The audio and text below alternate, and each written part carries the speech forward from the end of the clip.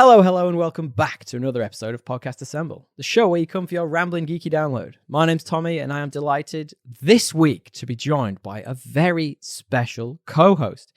It's none other than our resident returning co-host of the pod, Regs. How are you, mate? I'm good. He's back. You can't get rid of me. He's back, baby. I'm like a rash. I'm just always around. You're our new resident co-host. You're trying to edge Dre out, apparently. I'm just, hey, well, look, you know, I if I could, I would, but I mean, I don't have the raw sexual magnetism that he has. So, well, no one does. Let's be frank. Exactly. Yeah, you'd be hard pressed. Yeah, even when I look at his animation or his illustration that I created for the podcast, sometimes I'm overwhelmed and have to close my laptop. It's also featureless too, which says a lot about his as bone structure. I think is pretty fantastic. Raw sexual magnetism. But no, thank you. I'm so happy to be here. It's beautiful. It's wonderful, and we always have a good time. We get to talk about some beautiful shit today. Oh, we absolutely. Well, 20 minutes of not so beautiful shit, and then a good 2 hours of really beautiful shit. Let's not get too far into it. Yeah. We'll get back to that. What's been happening, man? What have you been doing? Well, yeah. For work, I run a film production house, and we also have attached to that is it's the best job ever, man. Bringing some actual insight to the podcast, something we never do. I wouldn't say that. Hang on, but it also means that I can claim movie tickets on tax. Yes, that sounds a delight. Yeah, it's. I mean, I wouldn't do it too often, but I try and do it for movies that I wish I didn't pay for. But we'll talk about the Flash later. So I didn't even pay for the Flash. I went to the premiere. I was invited to the premiere, but that's amazing. Neither here nor there. We also have a recording studio on the peninsula in Melbourne called Capel Sound Studios, and we've started a series there called the Capel Sound Sessions, where we're getting musicians to come in and we record them, you know, in the studio doing a cover of a song of their choice, and we shoot it as well. So it's kind of like showing off both sides of the company, but also allowing us to flex our artistic muscles and work with some really great talent. And we shot the first one of those, and it looks really good. That's really awesome. I think I saw some of that on your Instagram. You would have, yeah. It's popped up. We did some stuff with a young band down there this week as well. You can get a sneaky plug for your Instagram in the early doors as well if you want, just cheeky one. Yeah, sure. Well, I mean, it's just at Hit66 Sound and Screen is the name of the company. That's HIT 66, the number 66, and come and check us out. We got cool stuff. It's actually really awesome. Thanks. I didn't even realize you had it, and I obviously follow yourself and your podcast, which is mine is at the Stitch Up with Regs, but my podcast is the Film Addicts podcast, which I do with my man Addy. Exactly. I thought I'd give you as many plugs as humanly possible up top. Please. Please. Because I obviously follow you and your podcast and the Stitch Up, etc. So didn't realize you had all this amazing content coming out. And when I was flicking through, watching some of the guitar, some of the musical numbers happening, I saw one lady who was playing guitar, and she was fabulous.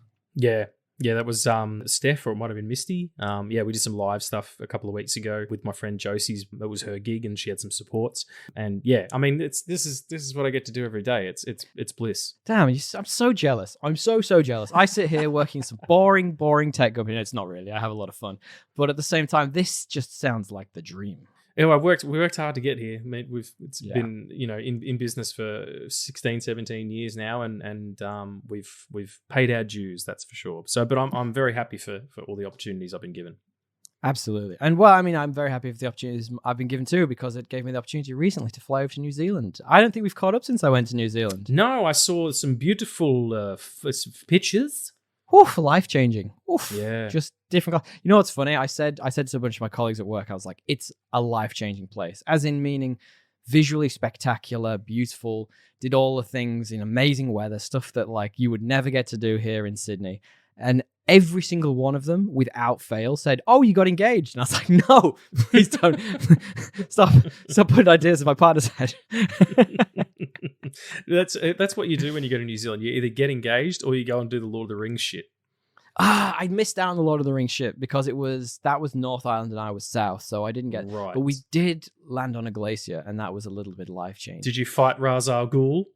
Oh yeah, well twice actually. Yes, I fell in the ice twice, and that is a callback to the last time we caught up on a podcast where we talked about Batman Begins. Yes, but the reason I brought it up and why it was quite funny to talk about was the fact. So I was sat next to someone on the plane flying back. It's about a 4-hour-ish journey all around, if you include sitting around on the tarmac for a while.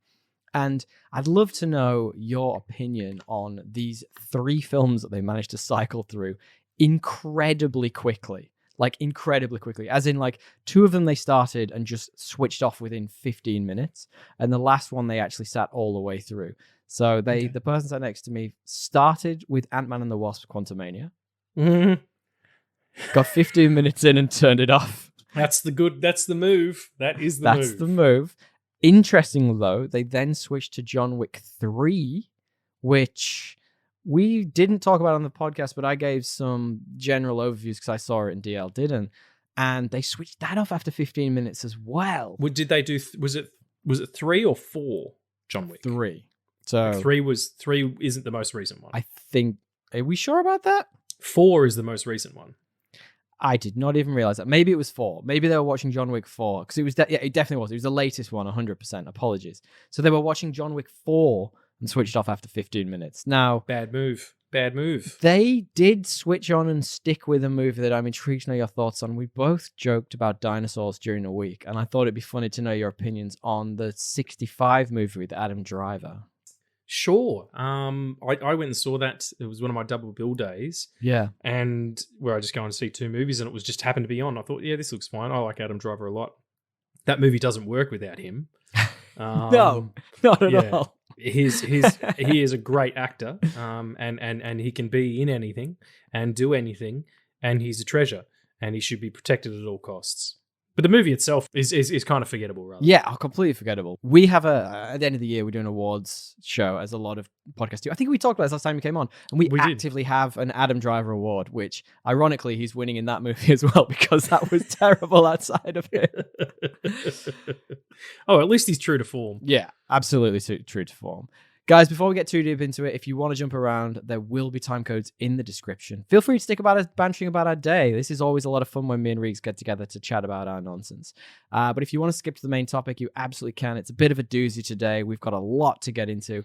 But while you're there, feel free to give us a 5-star review. I know you already have, Regs. You've given us 5 stars, right? I have. I've actually 5 stars, baby. Made a bunch of dummy accounts as well to do it again and again and again. Hey, if you guys want to do that, we absolutely appreciate it. But please leave us a review, and if we ever get one that we can actually see, we'll read it out on the podcast sometime. So at least that's what DL keeps threatening to do. But Regs, what I want to know is, what have you been up to in your geeky sphere? My geeky sphere? Well, just in your sphere. I know you're not necessarily that geeky. I know I like to consider myself a geek. I think it's kind of like it's cool cred. It's a badge of honor. It is. I remember getting the shit kicked out of me in primary school for liking Spider-Man and stuff, and people call me all sorts of slurs. And now those same people are making Spider-Man No Way Home $1 billion movie. So whatever. But yeah, no, I have been. Going to the cinema a lot. There's a lot of big things coming out. Being in American summer, it's a good time to be going to the movies. It's cold here. Yeah, it is, and that's a good reason to go to the movies as well. Absolutely. But I think probably the biggest nerdy thing was my friend Cable from the Sequel Suck podcast offered me and Alex, who's my camera assistant, tickets to the Flash premiere at the Jam Factory. Oof! And we did go along. The Flash. This guy. Yep, and we got a little just like good times, going to the movies and all that kind of stuff, and having fun with my pal, and had my baseball cap on, my Flash baseball cap. And I tell you, that movie, I know it's terribly fashionable not to like this movie, but I have a massive problem with it, and I'll tell you what it is in just almost the most succinct way that I possibly can. And is this spoilers? Can we call spoilers before people get to this? Yeah, probably a good idea. If you haven't seen The Flash, spoilers. But then again, it was on Twitter for 8 hours and 200 million people watched it. So, and you can basically find all the spoilers on there anyway. And also, if you are a regular to the podcast, you'll know that we talked about it last week. So why are you shouting about this? Exactly. Just turn off if that's the case. But I mean, I'm not going to spoil too much. But I just want to say, do you remember, my friend, the feeling of what it was like to see Endgame? Oh. I mean, I can give you a little anecdote if it would help, just very quickly. Please. Endgame is a very interesting story from my end. Probably not that interesting, but I find it hilarious. So basically, DL and a bunch of his buddies and a couple of my buddies had all teamed up to get together to go and see Endgame. And every cinema showing was sold out. Every single one was like completely no seats in the house. And it just so happened that they bought one less ticket than they meant to, which by the rule of the draw and me being the worst person that takes me back of all time, turned out that I was the one that missed out on going to see it with everyone. So what I did was I quickly had a look around, and there was one ticket on the opening night, one ticket left, and it was in gold class. And now we've talked about gold class a few times on the pod, and it's effectively, well, I mean, it is what it says in the tin, right? It's an expensive movie experience in a big sofa-like chair, but and I didn't mind that. I was like, yeah, cool, I'll go and see that. But the worst part of it was the guy who was sitting next to me, he arrived, and he puts like an entire sushi train down in the middle of us. No. And I could just smell fish the whole movie. No, that is not... Come on, people. Like, let's just... With the food at the cinemas, I mean, that is just insane. Popcorn, Maltesers, and there it ends. Like, people are coming in with pizza and hot dogs. Why don't you have a bowl of stew while you're at it, for fuck's sake? Just... nonsense, absolute nonsense. BYO stew. That's how we do it. BYO mulligan stew. Yeah, no, I don't know. And a big cob loaf. Get fucked. People make their own choices of stuff, but that's sushi. That's just fucking everybody's day up. Oh, awful. Sorry, you were saying Endgame. Yeah, no good. The feeling of Endgame, like that, Tony Stark's sacrifice and Infinity War as well, like Thanos winning. And that was amazing. I remember being sunk to myself. I remember going to the cinema and seeing Endgame, and the cold open happens with Hawkeye and his family disappears, and then the credits come up, and everyone went ooh, and the guy sitting next to me went, "That's a way you start a fucking movie." Like. That's the most Aussie thing of all time. There was a community. Everybody was there for the same reason. This community of people who'd watched this stuff happen, who'd grown up with it. But we're chasing that high. We're chasing the high of the feeling of that, of everybody being there, the community of it, and the build up and all that kind of stuff. And we're never going to get there. We're never going to get there again. No, absolutely not. And The Flash is absolutely never a perfect example of that. And we've reached critical mass at this point. Like, there's no... Yeah. Oh, of multiverses as well. Yeah, and the multiverse stuff is just... it worked in Spider-Man as a gimmick, and now that's all we have. It's no longer about... Steve Sadak, the podcaster from We Hate Movies podcast, said it, recently. He was like, we're no longer interested in who can we get, what's a new person we can bring into this, who's an actor that we can develop within our studio, within our, system of what we're doing. Now it's about who can we pull from the past into the future and play just on people's nostalgia. I tell you, there's two things I was going to say to that, and I kind of agree with that in a lot of ways. I would say you've seen Across the Spider-Verse now. I have, yeah. Like, that did it very differently and very fantastically beautifully. But the point I made last week when we were talking about the Flash movie, that was announced back in 2014. So if this movie, I don't know if it was always going to be this movie, but that would have been like the first multiverse movie. Yeah. Can you imagine? It would have been so far ahead of its time. I think it probably would be a very different version. I think it would have stuck closer to the Flashpoint series of comics, where it would have been an alternate reality, but maybe not as fucking cynical and Thomas Wayne. Completely, yeah, exactly, and totally abhorrent in raising the dead. Like, I haven't seen this much raising of the dead since Dawn of the Dead. Well, Zack Snyder did that zombie movie. That's exactly the one. Yeah, that was a bad film. Oh man, but still better than the Flash. You know what else is better than the Flash? Fucking rectal surgery, mate. It's just, I'm a really positive person, and I'll give anything a chance. But that movie insulted me on a lot of levels, I remember including the fact that he looks like a big red rubber dildo. You can't deny it. Hey, look, dildos are useful. That's the joke of the podcast. He can't be a dildo because they're actually useful. Look, I actually did a good thing this week, and also kind of multiversey-worsey, but not in the same way. Okay. I watched a movie that's a little bit older, and I'm wondering if you've seen it. And we talked about it a couple of times on the podcast because one of my favorite YouTube video channels, and I should have just said channels, it doesn't make sense to say video channels, which I really should be an ambassador for because I bang on about them all the goddamn time. Nerdstalgic recently did a really cool video on why the Lego Batman movie is the best Batman movie.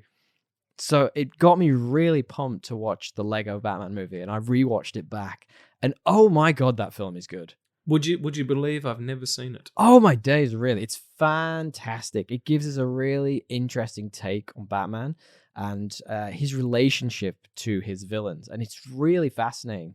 Like, they pull in aspects of the pulpy aspects, the campiness, but then have this like brooding, dark Batman. But at the same time, reference all the movies at the same time. It's so well done. And like, I highly recommend going away and watching it, but not until you've been on Podcast Assemble's YouTube channel and watched my video about why there is too much goddamn Batman in the theaters right now. Stop making Batman movies. Yeah, I saw that today. Yes. Have to stop making those goddamn Batman. There's so many.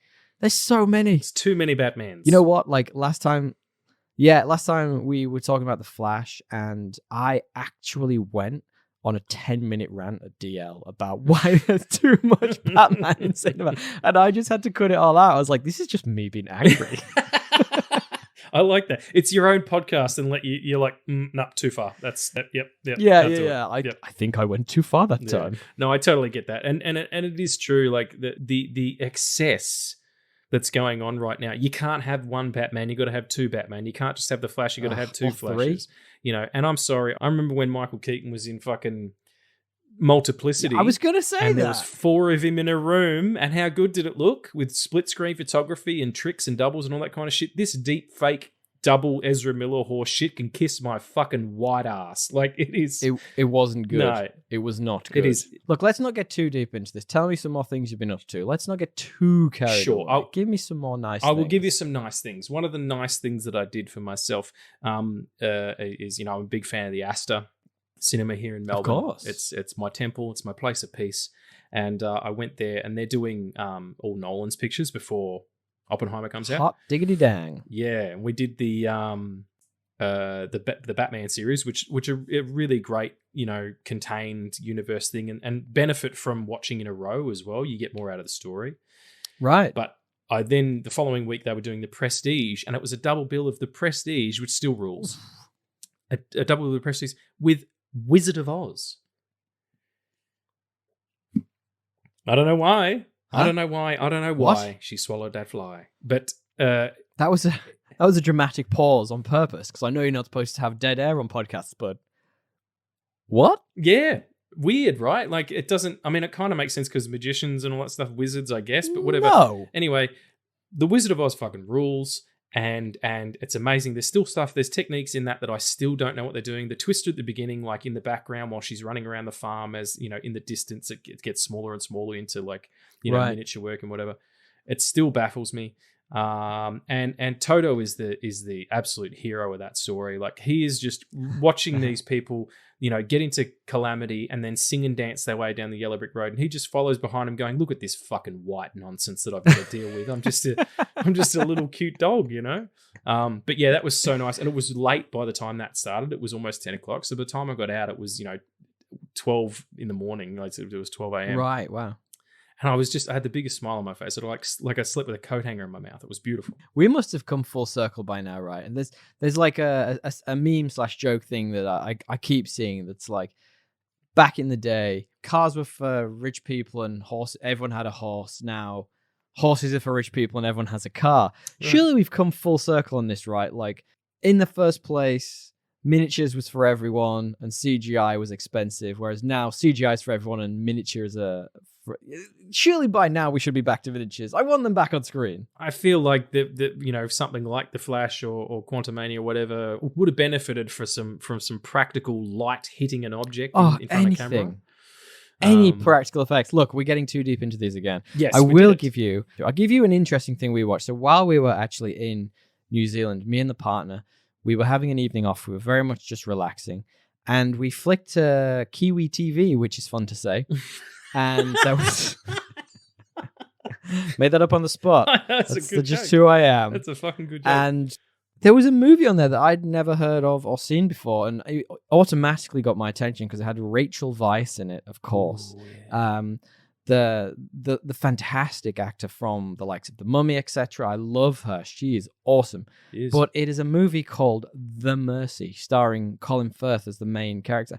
And it's actually a really fascinating story. I mean, I didn't fall asleep in it. I didn't not fall asleep in it, but it is actually genuinely fascinating. So it's about this dude, Colin Firth, who's a bit of a swindler. He's a bit of a sweet talker, and he's managed to get in all this debt and have all these like people trailing around asking for money from him. And he has invented this technology. This is back in, I would probably say, maybe like, I want to say the 60s, something like that, when technology wasn't quite at its heights yet.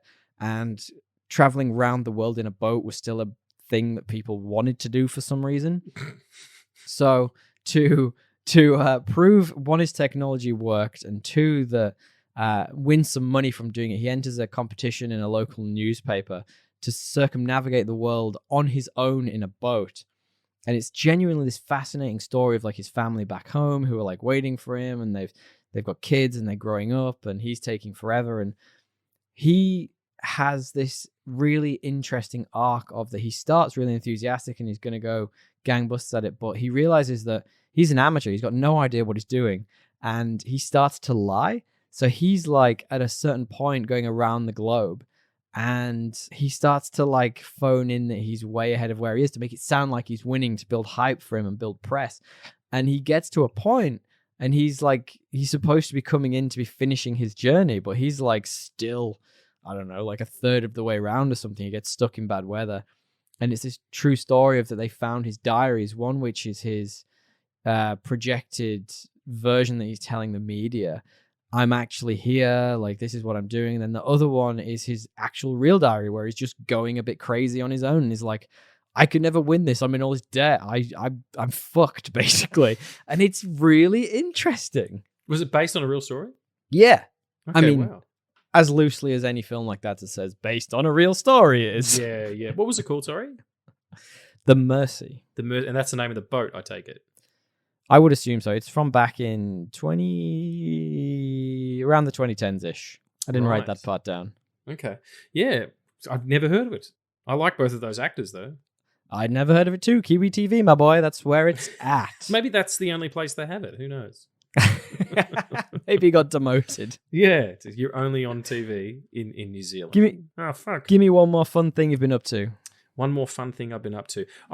Another work-related thing, but it was really great. In the city here in South Melbourne, there's a place called the Canon Experience Store, or Sun Studios, and it's a studio for filmmakers and photographers and all that kind of stuff. And they had a seminar there on Aperture, they're a type of lighting system. Mm-hmm. They had a seminar, with a guy whose name escapes me all of a sudden, Dave May, and he did a lighting. David May, as in like the soccer player from the mid-90s. Yes, yeah, he now sells camera equipment.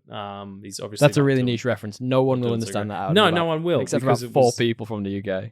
Hang on, let me just double check and make sure that was his name.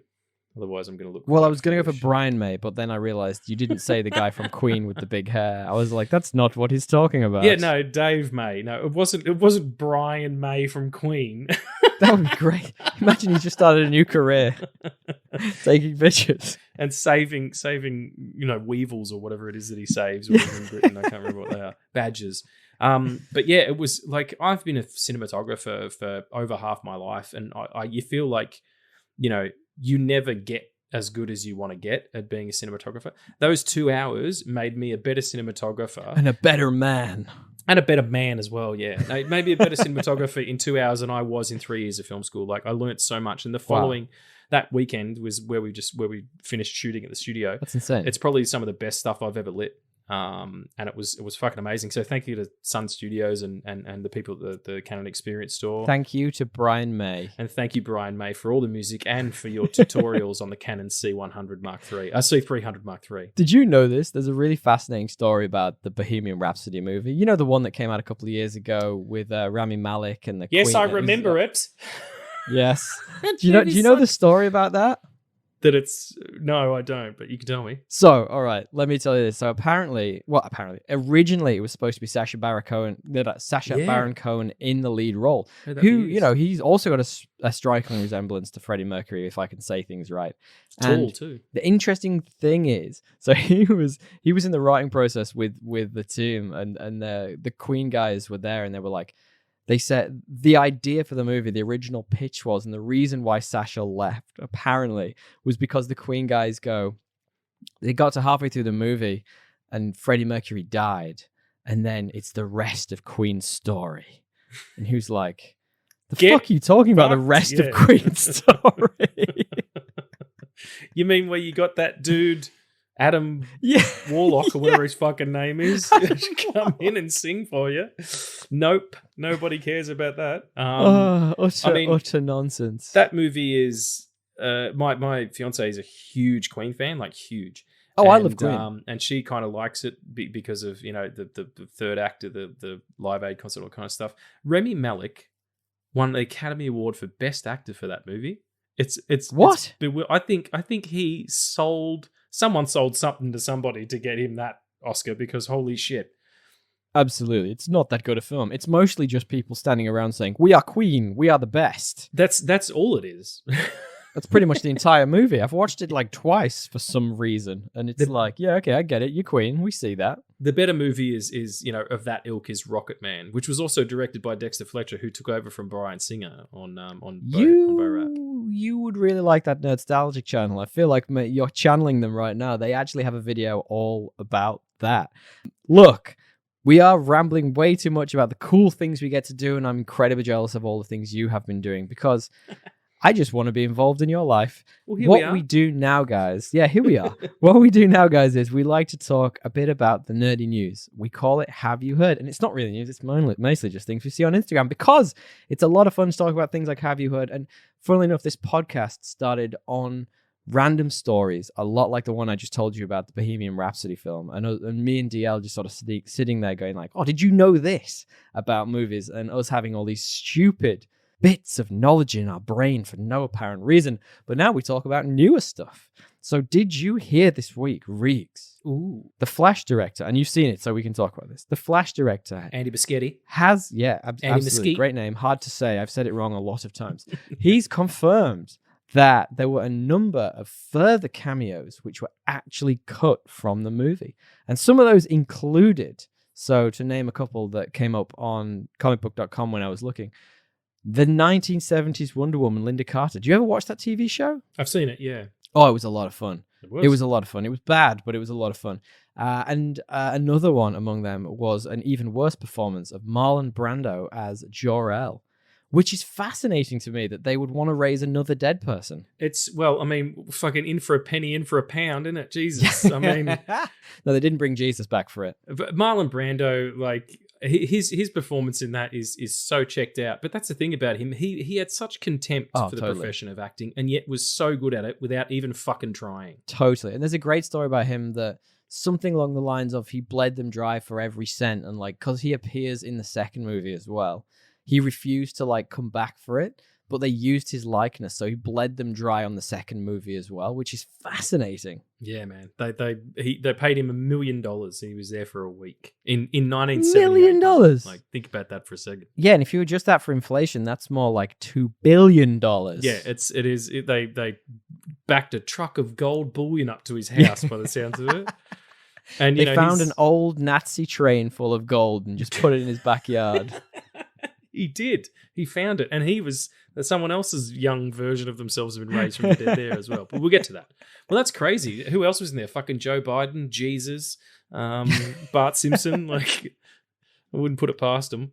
I mean, there was a lot of cameos. Did you hear, Tommy? Did you hear that Warner Brothers has consistently and persistently gone after Christian Bale to be the cameo? You know, George Clooney turns up at the end as the third Batman in that Batman Flash picture. Oh, of course. Which doesn't make any fucking sense, because canonically he's the same version of Batman that Michael Keaton is. Like, it's just, what are we doing? Like, it's so cynical. So they wanted Bale to come back. Yeah, they wanted it desperately, and he kept saying, fuck off. Like really in his weird accent, yeah. in his yeah. weird, Welsh, I'm a character actor, muddled, kind of muttly voice.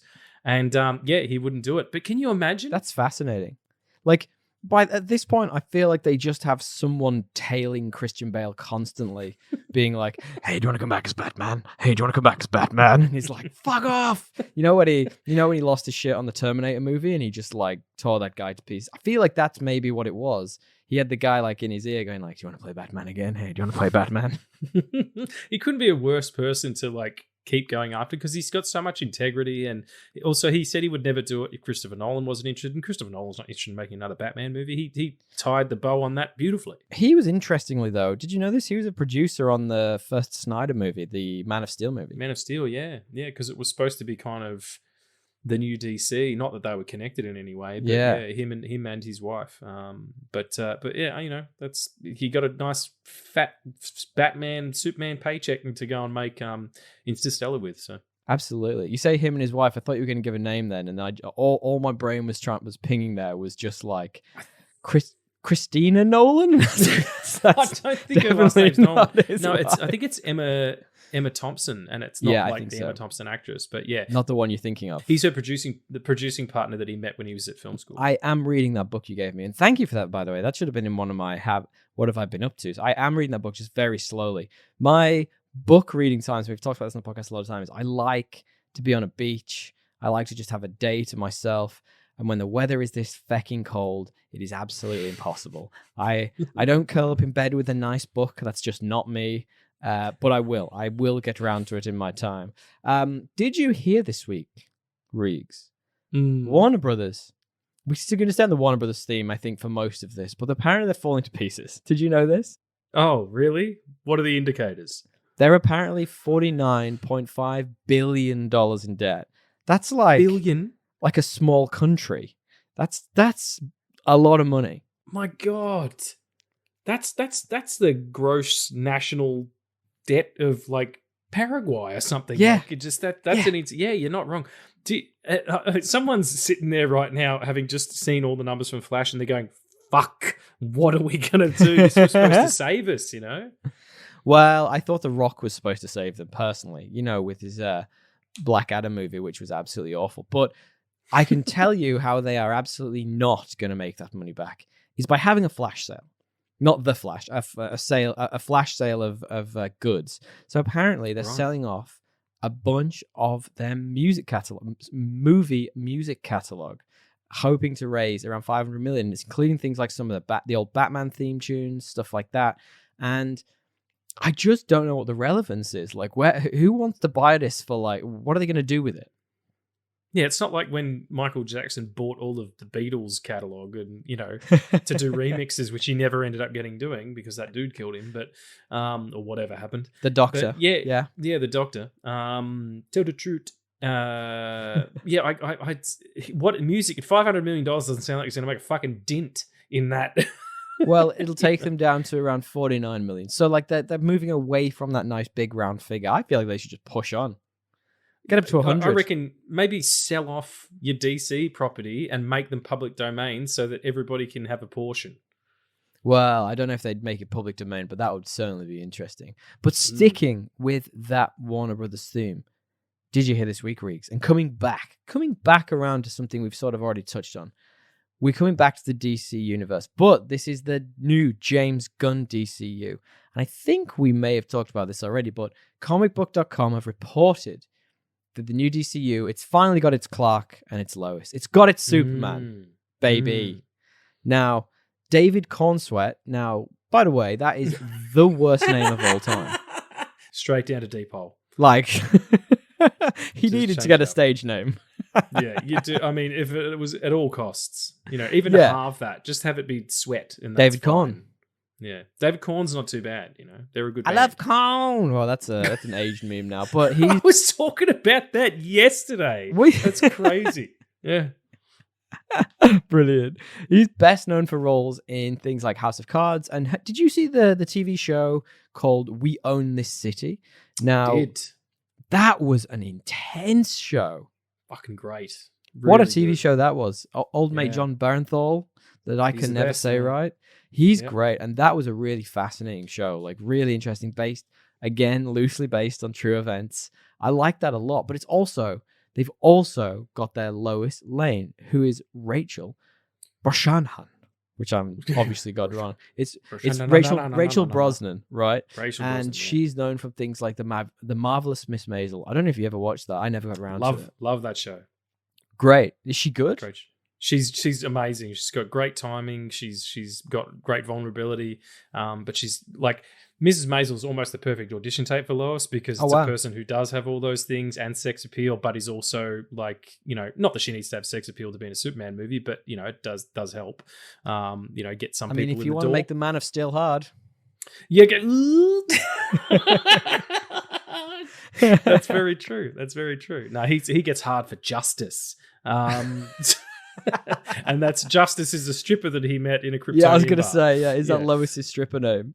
That's exactly right. Yeah. No, she's a fantastic actress. She does comedy great. She does, tragedy great and pathos. And yeah, she has a lot of range. I'm excited that she's in the role. It's fantastic. And Lois Lane's a tough character to really nail because, she's got to have that vulnerability, but she's also got to have a steel about her because, when you're, eventually going to be dating, literally Superman, you've got to have something about you. Like, actually, I think the show, did you ever watch, what was it, Superman and Lois? The current one or the one that had the very Dean recent Cain in it? The very recent one. Not the Dean Cain one. Dean Cain is just an oddity. But and Terry Hatcher was Lois in that. But anyway. Right. Yes, I have seen Lois and Superman or Superman and Lois or whatever it's called, whatever the correct titling is. I've seen the first season of that. I did drop off. I don't know why. It wasn't because I wasn't enjoying it or anything. But isn't that interesting? I did the same thing. Yeah, I don't know.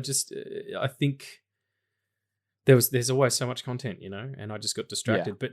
But that had its season end last night, and everyone was talking about it because it sort of came the same day that this was all announced and.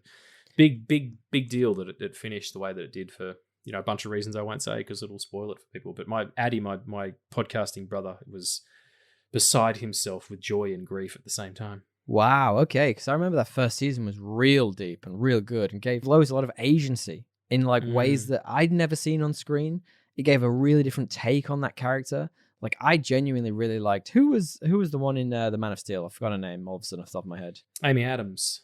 It gave Amy Adams a real run for her money because I thought that was a really great take on the character. But wow, so high hopes for this. And look, we've talked about James Gunn on the podcast a lot of times. I love what he does with characters who are usually viewed in a specific way or maybe not even viewed at all by the public in terms of being known about them in the superhero sphere, especially the general audiences, and making them relatable, giving them heart, building these weird characters. And I'd love to see, I am so excited to see his take on this. And from what you say, definitely about Rachel Brosnan, at least, it sounds like he's got a lot of the right elements for this movie. One of his best strengths is casting. He's always been great. Absolutely. When he was working in, before working in the superhero genre, he was working in the horror genre. Like he knows how to put the right people in the right roles. And absolutely. The one thing I will just say about him, and this isn't a knock on him as a human being, I just feel like he needs to focus on the job and less on what people expect of him because he instigates conversations with the fan base way too much. And not only does he come off as snide sometimes and a little bit, if not cocky, at least superior. Interesting. Just put your head down and do the work, man, and let that speak for itself. That would be my understanding. It's tough when you've got a volume of work like his, though, because it already kind of speaks for itself. You know what I mean? Exactly. Why is everyone questioning him so much? Nobody thought the Suicide Squad would be good, and it was like the best one. Peacemaker was unbelievable. Fantastic. He strikes me in a way, and maybe his later ones maybe aren't quite screaming to this as much as maybe the things like the Suicide Squad, but like a superhero version of like a Denis Villeneuve. Like his movies potentially, they look amazing, they are cast incredibly well, but maybe just don't make that much money at the box office. Do you know what I mean? Yeah. And unfortunately, that's not what DC need. No, DC needs a reset, a brand reset, Yeah, and that's. absolutely. I mean, DC Comics has done that. I'm not So many shitting times. you. 4 times, or at least 3 times in the last decade, they've done a rebrand. in the They've last most decade? recently done one now. Yeah, they did the New 52, Mm. and 2010 or something like that. Which, famously not popular. There was another one, sort of like It's interesting. It's so something like that. unpopular because it brought some like great renditions of the characters. Like that version of the Batman, people loved, especially where they went back in time as well and sort of gave new versions of his origin story. Maybe not the version where he pissed his pants, but they gave some really interesting takes on those characters. And a new spin on Aquaman, for example, people seem to like that. I'm not sure why they didn't like it. Yeah, I think it was just, it kind of went some directions that people didn't want. It like started off really strong and then waned, but they all do that. That's why they end up resetting again. Yeah. Yeah. Just keep going, guys. You eventually strike gold. Exactly. Yeah. Keep hammering away. You'll spark soon. Exactly. Look, guys, if there's anything you haven't heard that we haven't brought up, hit us up at Podcast Assemble or thepodcastassemble@gmail.com. You can also go on our website, which I haven't done a blog for in so long that I am missing out. We should get Addy to put some blogs on there. He loves his blogging. He blogs the shit out of stuff, mate. Oh, we'll have a conversation about that, but we'll come back and let you guys know when Addy puts something on www.podcastassemble.com. We have all of our contact details there. Hit us up, send us memes, send us stuff, man. We love it when you do. We always bring it up. But, Regs, do you want to preface our main topic? I do. We're going to be talking about it. It's the end of the world as we know it. Indiana Jones comes to a close. Indiana Jones 5 is what it's actually called. Yeah, it's not called Dial of Destiny. No, it's not. It's which wasn't overused in the movie. We will be doing non-spoilers and then spoilers for anyone out there. You can look at the time codes. They'll all be in there. You'll find out when we jump around. And just to acknowledge, we occasionally aren't that great in the non-spoiler section. We sometimes slip a little bit, but we do our very best. But before we start, what I want to know is, what's your history with Indiana Jones? We're a roughly similar age, and I'd love to know when you got into it, when you watched it, because you clearly have a lot of love for this franchise. Right. Yeah, I mean, as we were talking, when I was saying I'm a pretty easy mark for this movie because Indiana Jones is my favorite film hero. I just love it as a concept. I love adventure movies. I love Harrison in the role. I think this is the role of his career. Speaking of perfectly cast, like unbelievable. Yeah. Couldn't have been cast better. Like even more so than Han Solo. Han Solo could have been a bunch of fucking people. Kurt Russell, Paul Newman, whoever you want. This only works as him. And I really feel that way, especially after watching this recent one. And I feel like I have a weird enclave into it because it was Temple of Doom. It was the first one I saw. I saw it on TV. I don't know who showed it to me or under what circumstances it was, but that was the one I've seen the most. It's my favorite. Really? That's so interesting. Yeah. And I just, even the bad ones of these movies are still really good. Like we'll talk about that. Temple of Doom is so racist. Yeah, oh my God, so racist. I don't think we can say that necessarily about the fourth one. We'll talk about that a little bit, I think, at some point. But yeah, I'm 100% with you. So I think, and I've made this analogy. I've given this overview a bunch of times on the podcast and talked to this. When I was growing up, I like probably yourself had a VHS player in our living room. We only had like a select number of videos that we would regularly watch. We had Star Wars, we had the Indiana Jones films, we had the original Batman, we had Back to the Future, and you can see where my geekiness was kind of shaped from a very early age. But this was one, like this set of movies, I would watch just on repeat. I loved this set of movies. They do have great repeat value. They're good. Absolutely. Like they're made to be, Saturday matinee movies, and they work, doing that at home. Doing this in a run in a day is really great if you do the original 3. And Raiders is a perfect movie. There are so few 100%. Perfect movies. And Steven Spielberg has a couple in his catalog, Jaws being the other one.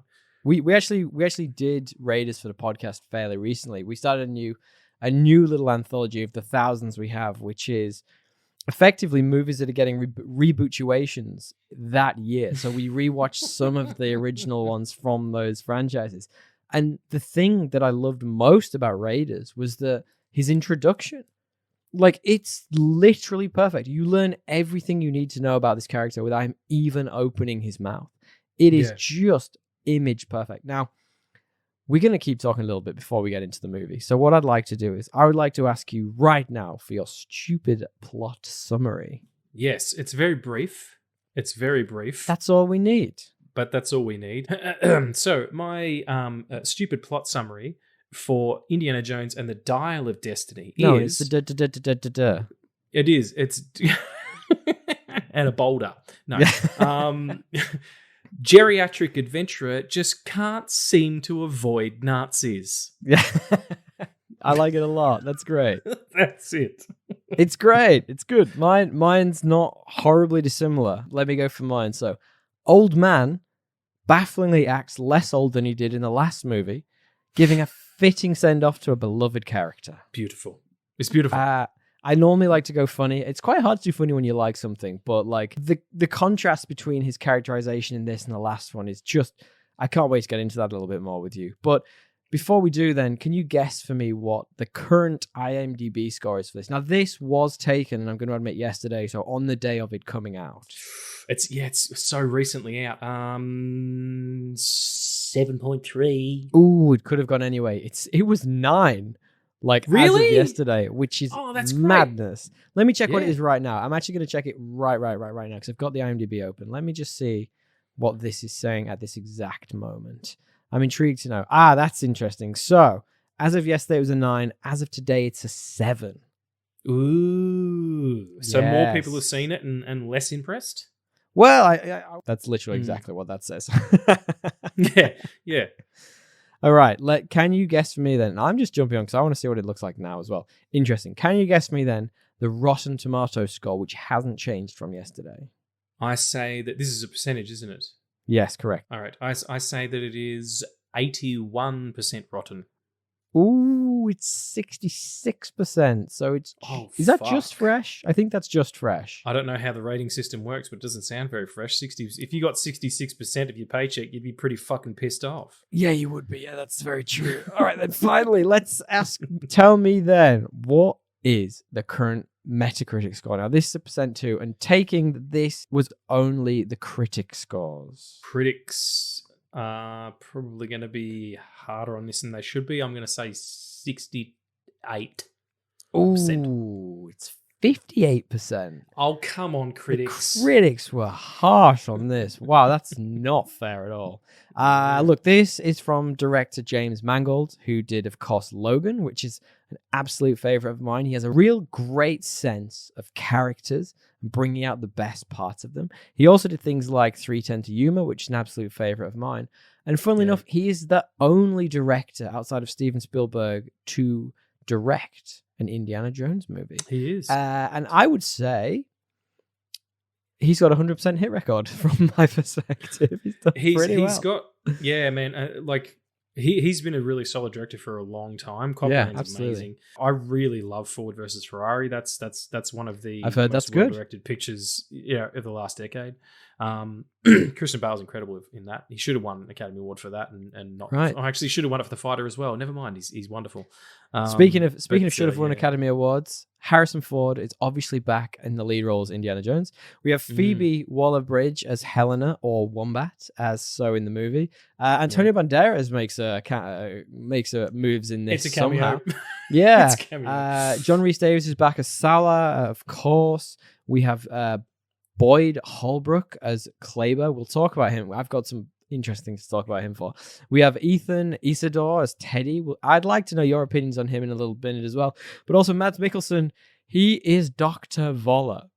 Now, not to spoil anything, but like if you can't tell he's evil, there is something seriously wrong with you. And also it's in the trailers, so it's all absolutely fine. Do you want to then give me your non-spoil top-level plot overview of this? Sure. A person from Indy's past. Indy is now an older man. He's settled. He's on his own. He's a bit of a drunk by the looks of it. He's kind of crotchety. He's working at a university. Teaching archaeology in a world that is obsessed with the space race. Absolutely. His ideals are now old-fashioned and outmoded. Yep. And his goddaughter comes back into his life, now a grown woman, and she is chasing an artifact known as Archimedes' dial. And which she is very enlists him. conveniently split in two. It is, as is a phlebotomum's want, or whatever you call that. What's the word again for it? Or, the thing. I'm very happy to stick with what you said, but I'm not going to repeat it. Yeah, that's a thing from Buffy the Vampire Slayer, where it's like the artifact that causes the plot to happen. So they have to go and find this thing together. The MacGuffin, is that what you're saying? A MacGuffin's the word. Yeah, I just Our always favorite of the podcast, the good old MacGuffin.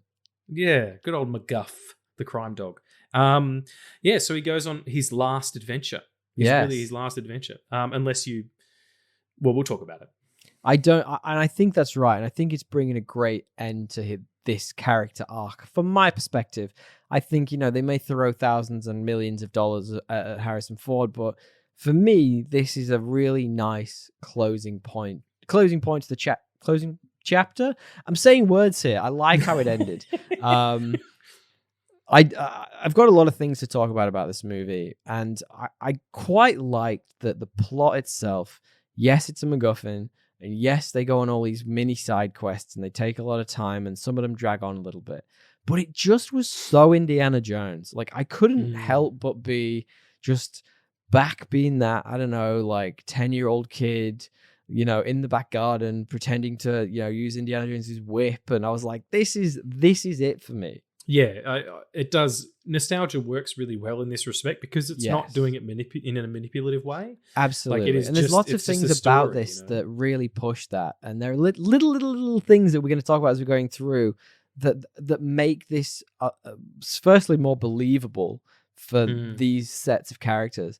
But like you say, it's not manipulative, and it pays homage to these characters in nice ways. Yeah, and it's respectful to the history, absolutely, in ways that you're not expecting either. Yeah, like totally. There's some stuff that happens in this that I was like, really? They're gonna retcon that out or retcon that in rather. And I think Harrison. The biggest thing about it is Harrison fucking gives a shit. This dude is 81 years old. He actually cares about this character, there's some beautiful dramatic work being done. He's still the character, like he's still got the Indiana Jones. He's just an old man now. To see, like, how lucky are we to have seen the progression of this character's life in our lifetime? Amazing. The OG came out in 81. What's so interesting about him is that he is like, I'm not. We're going on a bit of a side tangent here, and that's absolutely fine. He's like not, from my perspective, and tell me if I'm wrong, but like I don't see him as like traditionally handsome, especially in terms of how Hollywood movie stars have to look now. But he's got this rugged like sex appeal that if I was to go that way, like I don't know who else I'd want to look at in movies. In Raiders that you were talking about, or even Temple of Doom when his shirt's all ripped. I'd be like, hell yeah, I'll get that poster on my wall. Forget about it. I mean, that's 1,000 sexual awakenings do happen. I'll tell you that much. Like he is a dish, and he's got old Hollywood style. He looks like Paul Newman. He looks like Robert Redford. Like he's got that kind of He's got a great swagger to him. He's not a Hemsworth. He's not polished and chiseled. He doesn't look like the end of a banister. 100%. And the thing I find really fascinating at the moment about all movie stars really is that almost without fail, they have to be this buff, like eye candy thing. And I'm like, I know Harrison Ford's in fantastic shape. We're going to talk about that in a moment. But like, even when he was younger, but he was never like jacked. He was just this, rugged, like, man's man almost. He looks like an athlete. Yeah, absolutely. He looks like an athlete, not a bodybuilder. I think it was more that it looked like a natural look. Whereas you look at people like Cavill nowadays, much as I love him, he's clearly using some sort of human growth hormone to look that big. I don't know what's going on, but something's going on. You know what I mean? Like, it's just whatever. But yeah, no, I mean, they don't have movie stars like this anymore. And also, like, he's a really fucking good actor. Like, I watched a movie last night when I got back from the cinema. I was in a Harrison movie. So many movies. I do, man. Like, you'd almost think it was my profession. I watched The Devil's Own, with Brad Pitt's, where Brad Pitt plays an Irish terrorist. Wait, Brad Pitt? There's more than one of them? There is. Oh no, maybe my glasses were broken, but I thought that was doing. But I can't blame it on drinking anymore because I don't drink. I feel like, so Yeah. it doesn't work. But yeah, he's really thick Irish accent and it's terrible. And Harrison Ford's in that movie as the cop who's sort of chasing him. Whenever Harrison was off screen, I was completely bored. Like I'm not even paying attention. And then he would come back on screen and I would be transfixed once more. Such power, such charisma. Just awakening something inside you. Yes, absolutely. I'll be remiss if I don't talk a little bit about the stakes of this movie, man. Like it, in such an Indiana Jones way, it was all about like a world-ending thing. Like, the Nazis are back. Like the world could end. But I was like, you're so engrossed on such a personal level. You're like, yeah, who cares? I'm happy. Like, let's just jump into this. Bigger you go, the better. Like almost all of these films live in a bottle. Like there's absolutely. certain things that happen, and there's the old trope of if Indiana Jones doesn't do anything in Raiders of the Lost Ark, the result is still the same. Well, we're going to talk about that in just a minute. So hold them horses for a second. We'll come back to that. So let's talk a little bit about some of the people in this. Let's talk a bit about those performances. And I know straight off the bat, I know there's probably a lot of discourse out there like, oh my God, Phoebe Waller-Bridges, it's a strong woman, everything's woke. But my God, she was good in this. My penis itches, or whatever the fuck makes it happen. I don't know what's wrong with them. She's great, man. She's got so much, like, she's young Indy. She's got so much. Yeah, well, it's interesting because she's almost the antithesis of Indy Young, and that's the thing I find fascinating about her. Like, when you watch Indiana Jones as a young man in the early films, you see this like he's rugged. He's an explorer. He's an adventurer. He can hold his own in any situation. But he is straight down the line. He is straight as an arrow. Like he's getting that artifact and it's going back to museum. She's not. She's in debt to all the wrong people. She was engaged to the wrong person once. She don't need no man. And I'm just like, this. Like, they are so... So you know what it reminded me of? In the wildest way, and absolutely... Call me out if I'm an idiot, but in Heat, how you've got the two leads who are effectively exactly the same person, but just on other sides of the law. So... Yeah. You know what I'm talking about. Like, absolutely. It's De Niro and Pacino, and it's just so engrossing. And I'm not saying this is anywhere near as good as Heat. Obviously, like it's not. We talked about it a while ago. Yeah, of course. But it's that to me. It's that they are the same, but the fundamental aspects of their mentality make them completely different. At least to begin with, anyway. Yeah, I agree and disagree in that if you watch the indie films in their like canonical order, sure. So, he's a rogue in Temple, yeah. Temple of Doom's first. It's 35. It's a prequel, right? Yeah, Raiders is 36. So in 35, he's doing back alley deals with gangsters, the Chinese gangsters. He's selling artifacts, all that kind of stuff. When he finds out about the Lost Shankara stones, when he goes to that temple, Short Round says, "What's that?" And he goes, "Fortune and glory." They're fortune and glory. Interesting. Thank you for tearing me down. No, not at all. Just a different point of view. And then that year, because when he's younger, he does have all the snap and the pizzazz of like, yeah, it belongs in a museum. And then he's like, I want some of that cash money. So all these adventures aren't cheap. I'd forgotten that. I knew I knew it was a prequel, but I'd completely forgotten about all the back alley dealings and like I just get carried away with how like his machismo in that first one. Like they start in the casino or whatever it is, the club, and Club Obi-Wan. Someone, great reference, and someone like slights him and he just basically starts a brawl for no reason. Like he kills someone with a fucking bunch of chickens on a stick. Yeah, like it's amazing. It's just outrageous. He turns into Bond for a second. We need to come back. We need to come back and talk about this because it's one of my favorites and it's madness. It is, but best. I get your point, and perhaps maybe that's what it's trying to lean into, that earlier version of the character that you kind of get in that prequel.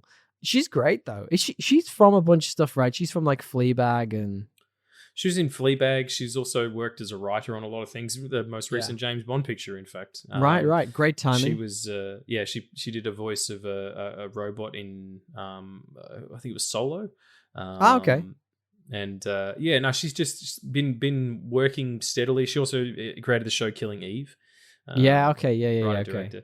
Super talented, very, very funny, and has some real chutzpah, some real moxie in this movie. I love it. Really. I'd be okay with Helena Shaw in whatever the fuck it is, and the adventures of.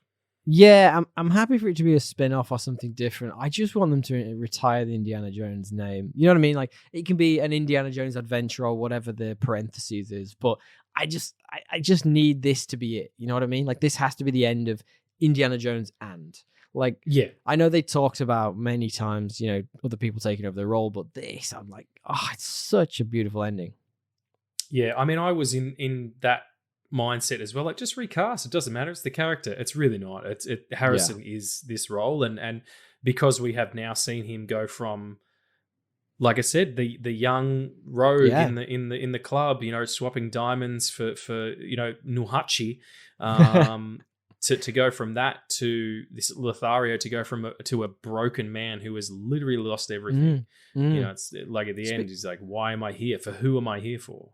Speaking of Harrison Ford, my God, he's in shape for this movie. He is 81. I'm like, if I look half that good at 81, geez, there's a scene at the very beginning where he's got his shirt off, and I'm like, we coming back to all those feelings. I was like, I'm not sure if I'm awakening here. What is happening?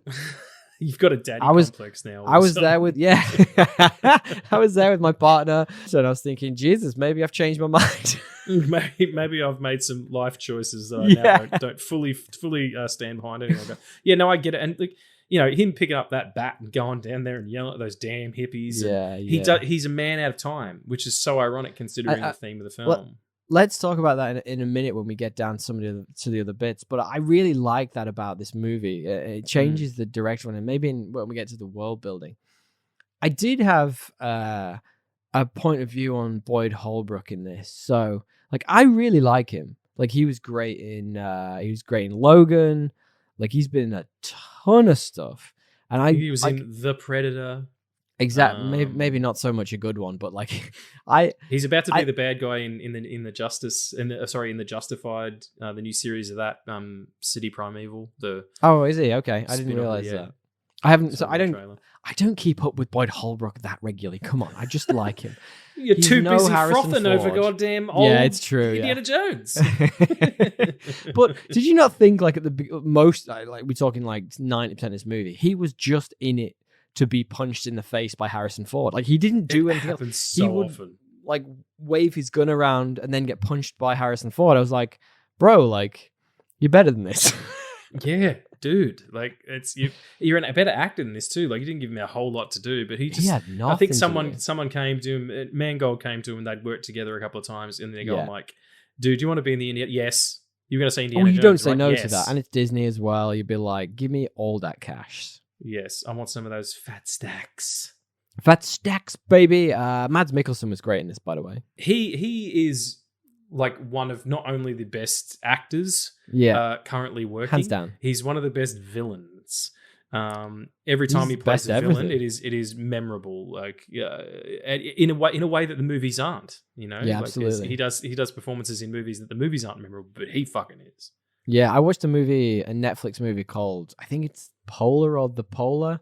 And Polar. It's based, I believe, on an anime. Or is it anime or a manga? It's based on a comic series, I believe, and it's shit, but he is wonderful in it. He's just a solid guy to get in your movie in whatever role, but if you do it as a villain, he's got some juice, man. He's got some juice. Yeah. Polar's a great example. He's really got it, and for me, he's up there with those best villain actors, with like the likes of like Christopher Waltz. Like, he's up there, but I think he's almost like underrated, and that's a weird thing to say, but like, whenever people talk about villains and they talk about like the big bad guys, Christopher Waltz is always at the top there, Inglourious and all that stuff. But like, he's really got something, Mads Mikkelsen. Did you ever watch Hannibal, the TV show? Yeah, loved it. My God, he was good in that. That first season of Hannibal is one of the best sort of first seasons of TV ever. Absolutely. It's just so in depth to a character that could be really one dimensional. Like even Hopkins didn't have as much room to play with him as Mads ended up having. Absolutely. And you know what's interesting? We were talking about this, and we've talked about it on the podcast a lot, but we were talking about this just the other evening with a bunch of friends. We like to talk about Mount Rushmore of like TV shows and movies. So that's your top 5, top 4. I think it's 4. Top 4, like all time Rushmore, TV shows. Yeah. Well, I mean, like people talk about top 5s. That's why I was like, but top 4. So your Mount Rushmore of TV shows. But I think there's a delineation. So like you can talk about like the best TV shows of all time, and I get that. But I think there's a difference between that and the best first seasons of television of all time. And that's a weird one that I hadn't even thought of, because my brain goes to things like True Detective season 1 or Stranger Things season 1, or some of the really well-known stuff. But wow, that first season of Hannibal really was engrossing. Totally underrated show. Completely. I mean, it got 3 seasons, I want to say. I'm not sure why it goes a high pitch. The last one's scattered as fuck, but wasn't that like written during like a writer's strike or something? I'm sure something like that was happening at the time, and there was definitely a break in it for some reason. I can't 100% remember why. Or it got cancelled and then it came back. There's a reason why it wasn't as good as it should have been. I'm not sure. Let us know in the comments to know about that. Hannibal season Hit us 3, up, what the baby. Fuck? All right, let's keep going then. So I did have a quote before we move on to performances. I want to know your thoughts on the character Teddy. Now, Teddy is played by Ethan Isidore, and it's the little sidekick, the little like run around dude who's always got his straw hat on and his Phoebe Waller-Bridges sidekick the whole way through, and he sort of flits between being like a little rogue who likes to pickpocket people, and then all of a sudden he's the good guy. It's like, what did you think of that character? I thought it was a really good way of calling back again subtly, the idea of the child sidekick of Short Round. He's also got a tiny little mustache that I see that you're emulating there, which is, you must have really liked the movie if you're starting to grow that mustache in a day. His was better than mine. This isn't just a day's growth, unfortunately. He was, what, a 10-year-old? It's unfortunate. I was put out by him. I was really put out by him in this movie, not because he was bad and not because there was anything wrong with his performance. In fact, quite the opposite. As a child actor, I have a thing. It's really hard to make me care about a child actor's performance a lot of the time, because I find kids can be quite annoying sometimes in movies. Not, quite. Yes, depending on the movie and depending on the character. But I think they missed a huge trick here in not bringing back Short Round. Now, I know it would be very different, and it would be a different POV, and he's obviously not a child anymore. But like, if he would have just blown up a year earlier, $100 million as he would have been in this film. Oh yeah, of course. Yeah. What is it? Everything Everywhere All at Once comes out 2 years before this movie instead of 1. He's in it 100%. That is Disney running out of time and already being in production or being in post-production. I feel like they'd made the movie by that point. Like, it was already done and dusted. They couldn't make those bigger changes. There's no place for him. And he references... what are you talking about? There's no place for him. There's a sidekick character. He could have been that. I don't think it would have been added at all, because then it takes heat away from Helena. It takes heat away from Phoebe Waller-Bridges' character. I give you that. So the cameo is instead of Banderas, it's, I know a young kid who's running boats, is smuggling or whatever in Greece, and instead of going to Antonio, they go to how about this? How about this? Just I agree with that. I think it's a great way to do the movie, but why not have the two of them as sidekicks almost? I know Phoebe Waller-Bridge is, way more than a sidekick in this. She is the secondary lead, but imagine they have this dynamic whereby Phoebe Waller-Bridge is, she's got her own thing. She wants to be her own person, but is also kind of fighting for Indy's affection at the same time with an adult Short Round who's getting all the affection and all the attention because he's so happy to have him back. And it's a case of like, she doesn't want to show that she's annoyed by the fact she's not getting his attention and affection, but really, she really wants it. I think that would have been a really nice little extra wrinkle. Yeah. I like the idea of that. I think it would have bogged down what's already there. Maybe Like, just for a short time. and also, Helene is a great character because you're right. She has so much agency. She's so secure. She's so aware of herself. You know, it's like, how did you turn out like this? What do you mean? Beautiful, dashing, daring, independent, you know, all that kind of thing. Yeah, That's what she is. When she says to him, like, oh, you know, your dad would be ashamed of you. And she's like, oh, well, I don't know. Who else was a father figure who was around at the time who maybe could have helped me? Yeah, absolutely. Like, but she's not crying, you know, oh, woe is me, I didn't have a daddy. She's just like, I've developed this, but don't tell me who I am because of it, you know? Yeah. You didn't have a daddy, but you had an Indiana Jones daddy. Let's not get weird about this. I agree with you. Maybe I'm just fantasizing about what could have been something, maybe a smaller cameo than what I'm giving it credit for. I feel like I would have loved to have seen him in this, but you know, he'll have his moment in the spotlight. He isn't tied to this franchise. Let's talk about pacing then. This is the one area that I had a very slight criticism of the movie. Look, it wasn't by any means too long. I thought it was the right length. I just thought some of the scenes they could have condensed a little bit. Yeah, oh, absolutely. And a lot of it, it's edited, like, it's quite clumsy because they're having to do an awful lot of work to hide the fact that Harrison Ford is only in about 60% of his scenes. You know, most of the time it's a stunt double or a face replacement or, you know, in some cases a complete replacement, whatever it is. But yeah, there's a lot of fat on a lot of the scenes. And there's also like 4 chase scenes. Oh my God, so many chase scenes. Yeah, and that's because you can't have him running around and whipping between buildings and shit anymore. That's true. And one of the things I was going to call out was when they did the chase scene, we'll talk about to action in just a moment, but like the chase scene where Waller-Bridge has been chased by her jilted lover and they're in a car chase, they're in a little tuk-tuk thing and they're chasing down the bad guys. Like, oh my God, that went on forever. And like, I'm you know, I love that stuff. I love a good car chase. I'm down for you throwing a car chase in any friggin' movie. We were talking about this the other day. Like, when are we going to get to the car chase in a Marvel movie? It's been so long. I haven't seen a car chase in forever. And I'm just I can't even think of the last one.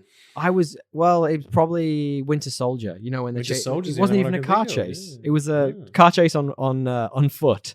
Yeah. And I was so down for it. And then it just went on and on. And I was like, bro, give me a break. Yeah.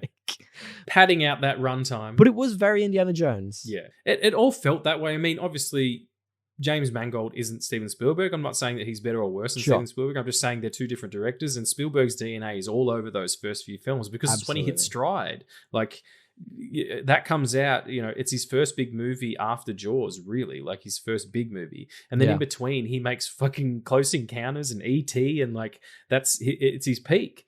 Absolutely. Mangold doesn't have the visual DNA, the visual language that Spielberg has, and I noticed the difference. Mangold feels like a bit of a chameleon. Would you say that? Oh, absolutely. He genre jumps a lot.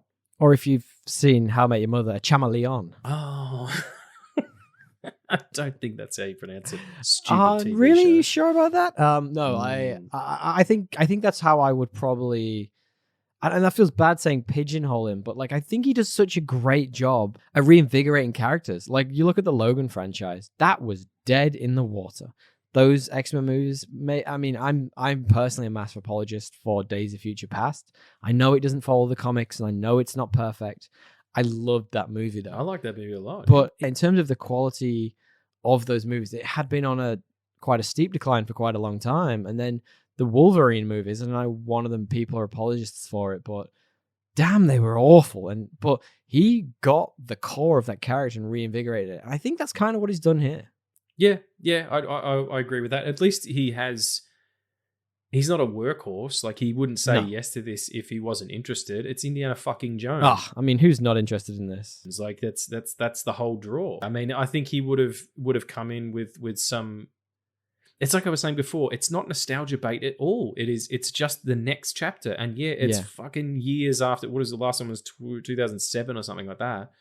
You know, that's just where we're at. Like it's not weird. They're not doing it. I don't think it's Harrison Ford doesn't come back and do this if he's worried about money. Oh, absolutely. And that says everything.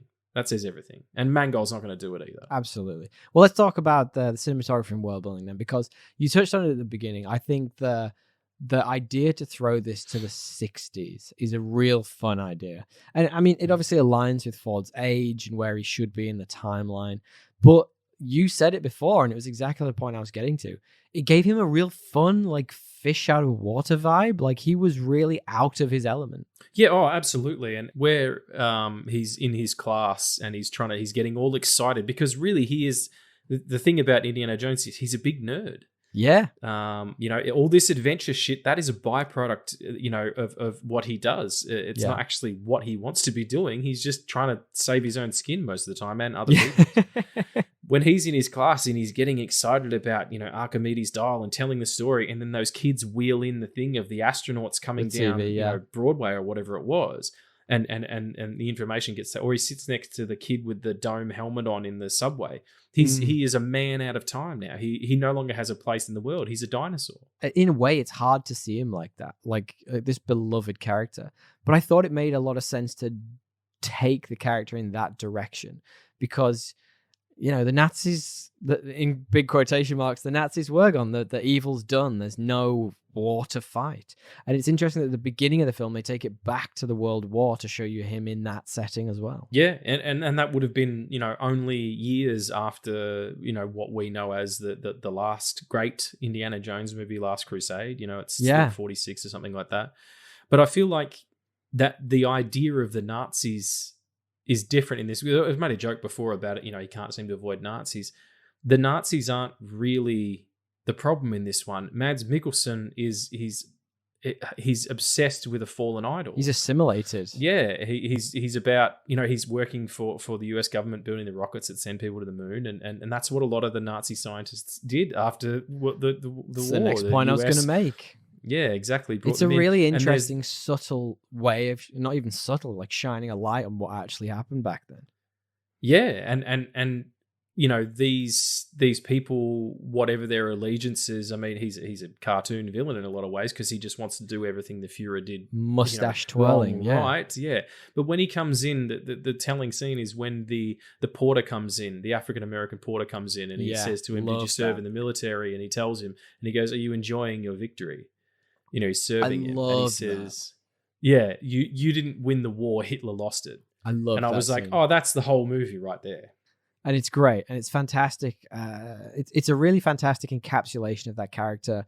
You find out it's like that first scene in not Raiders, in Raiders. Sorry, like exactly who this is immediately. Like, and I know you've seen him before that, leading up to this point, but like this character, you're like, holy fuck, like he is full Nazi still. And the thing I find fascinating about this is, and I'm going to go on a tangent again. Apologies, I know I like to do this, but like. I was watching, and I've come 180 degrees on Joe Rogan. I used to hate the guy. Now I'm like, fuck, give me all the Joe Rogan. But I was actually watching like a clip of his on YouTube just the other day. And it was from one of his podcasts where he was talking to a guy who was creating a documentary. I think it was called something along the lines of Finding Hitler.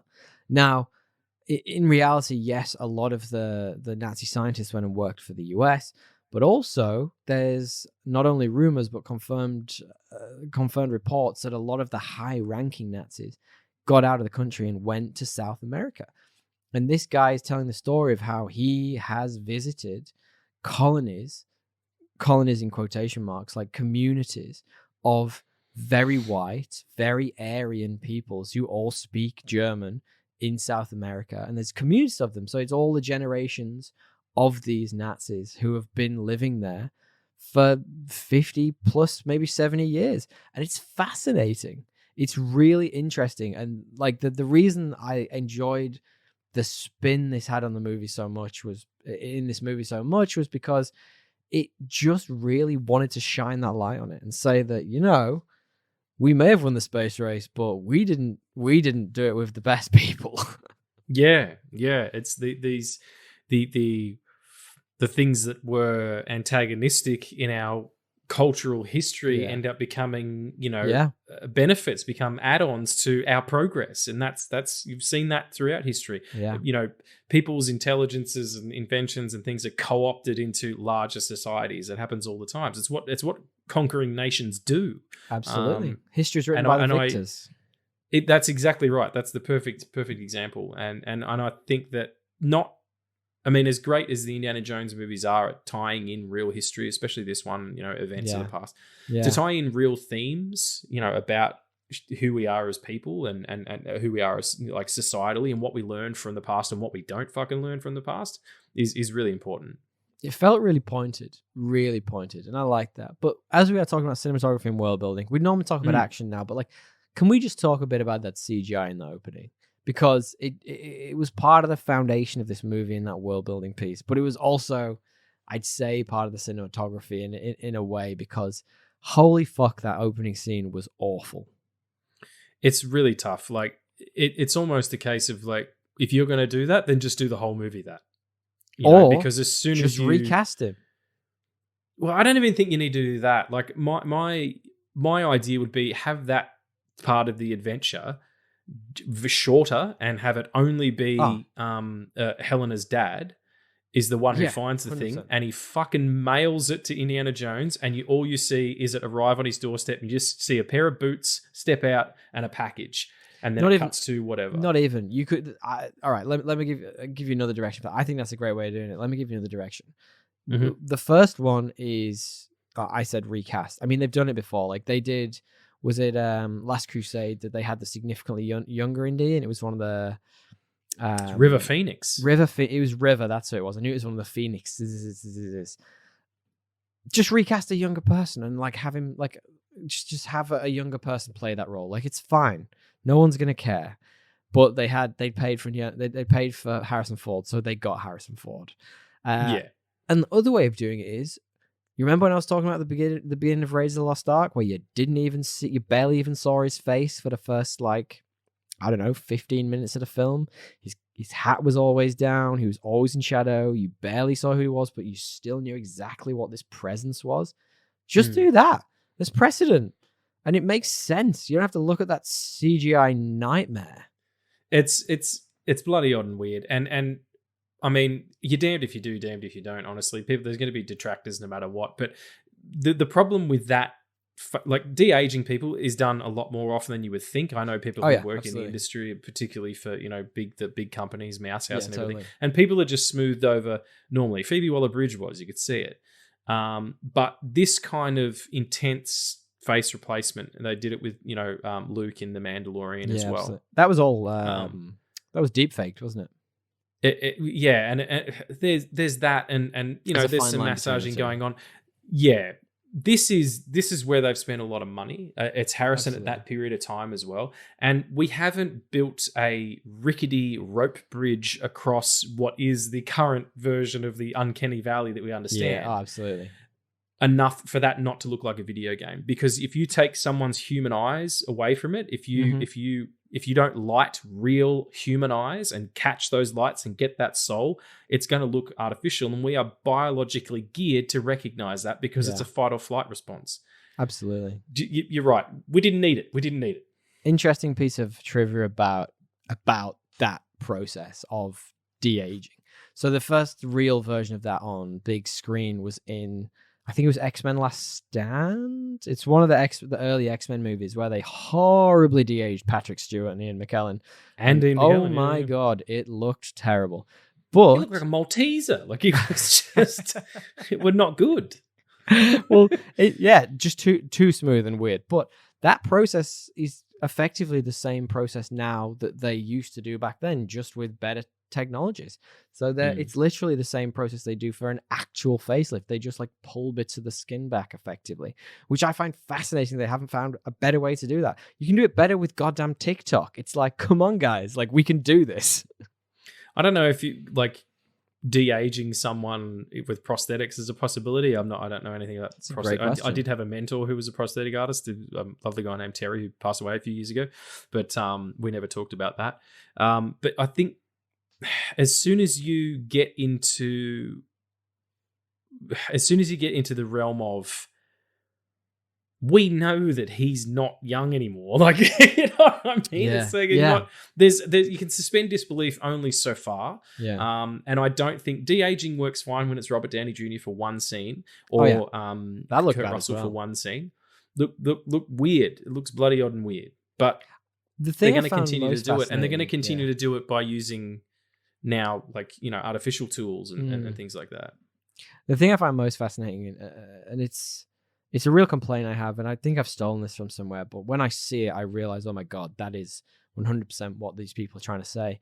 When you de-age a human being who's an 80-year-old, but you still have that person playing the character in the scene, the way they move isn't a young person way of moving. Like, you saw it in The Irishman, like you can see it in this. Like, they move weird, and it's just odd. He looks like in that end scene where he's like, okay, let's go home, and they're walking, you know, away from the train bridge that's collapsed or whatever. He looks like a fucking Nosferatu. Like, it's weird. His back's all strange, and yeah. And he would have only been, the character's only supposed to be 40 something at the time. So. It's so strange. Anyway, look, we're getting too far into this. We're getting too excited. Let's talk a little bit about action then before we move on, because I actually really like the action in this. Yeah. Yeah, he knows except how for to that put together first a good scene. sequence. Yeah, absolutely. Yeah, well, that doesn't. I mean, as a sequence, it's quite interesting. We've never seen a train heist kind of visual in an indie movie. It is new ground. So I think that did they not do it in The Last Crusade when, you know, at the very beginning when they recast him as the River Phoenix? I'm sure a lot of that's on a train.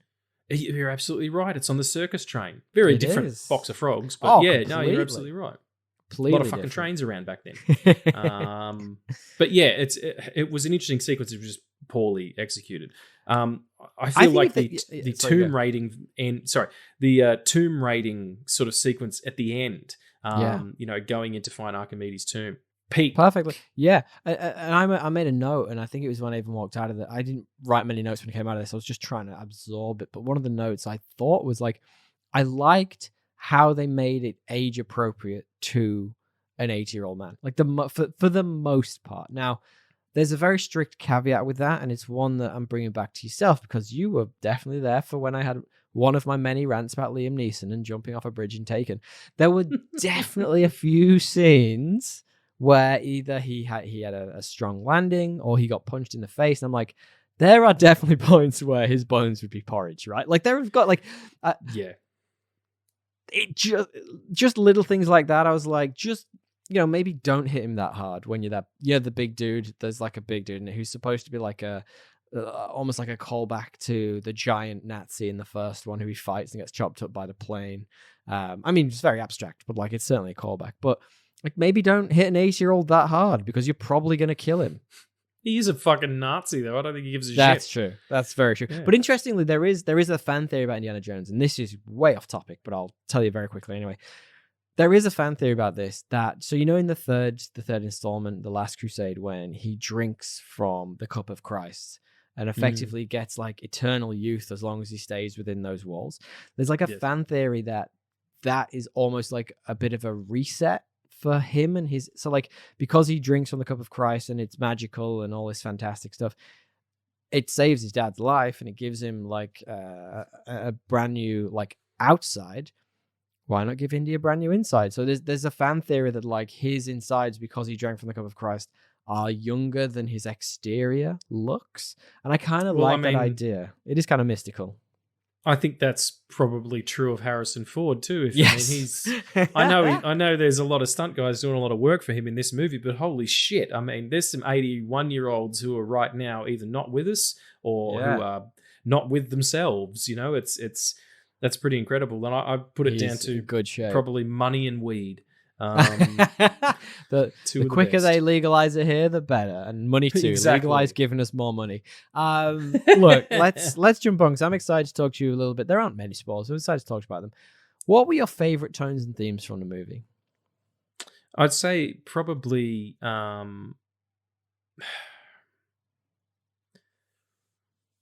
idea that the past, as much as it informs the future, you know, like there is no past, there is no future. It really is like the Taoist philosophy of life stretches infinitely in front of you and infinitely behind you. You are in the eternal now. And Harrison Ford can't be that. Sorry, Harrison Ford.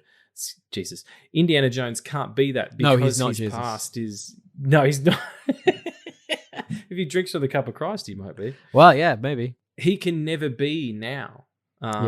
because he is always chasing something, or he's always running from something. And in this film, he is not only running away from his past and the things that he feels like he did wrong, but he's also running away from his future because he knows there isn't much of it left. Yeah, so yeah, I think it's probably the idea of time as an enemy.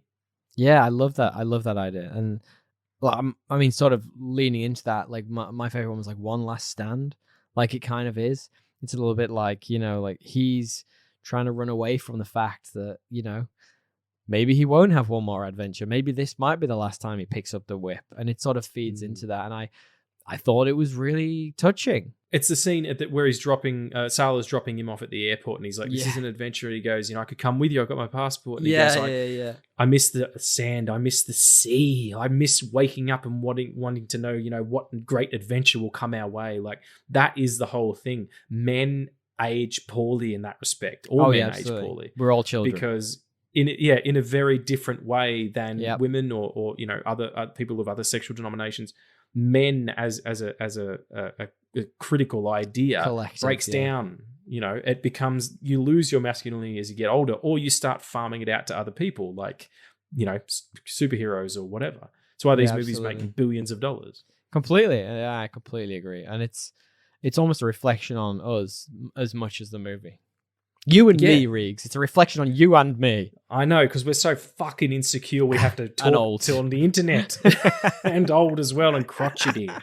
Jeez, can you imagine getting up as an 81-year-old man in the morning and putting whiskey in your coffee? Christ, I can't do it now. I literally can't do it now. I can't deal with hangovers, and that's what diarrhea city. I'm at least 21. I can't do it. I'm not going to say how old I am. It terrifies me. Look, what we do now is we talk about 3 reasons you might want to see this movie and 3 reasons you might not. In all non-spoilers, so we're carrying on with non-spoilers for the moment. What are your 3 best and 3 worst, Regs? That's a problem because most of mine are going to spoil some shit. No, I can do it. So 3 best or 3 worst? Go for your 3 best. 3 best. It's the cast. It's a great cast. Yeah. You know, like I said before, Ford gives a shit. He's here for it. And everybody's wonderful. Everybody's bringing their A game. Yeah. The Helena Shaw in setting anything like that up, you know, whatever the circumstances, I'm totally here for it. I'm sold. Yeah. It's where on earth is Carmen Sandiego? Yeah. She's such a great character. I love Phoebe Waller-Bridge. Give her a chance. I would love to see the internet's reaction to that. Like, I feel the internet's just so annoying. Like, she is so fantastic in this. I'd love to see how. Yeah, I'd love to see how they'd react. But she's a woman. We can't have a woman. Be Indiana Jones. Yeah, Helena Shaw in the fucking incels are everywhere. Let's not talk about that. So. And the third act. That's all I'll say. All right. Okay. The third act. I'll give you What mine. are your 3 best? Mine are that this had the real like feeling of a good throwback. Like it wasn't grotesque in kind of a let's continue the franchise kind of way. It was more like just a loving homage.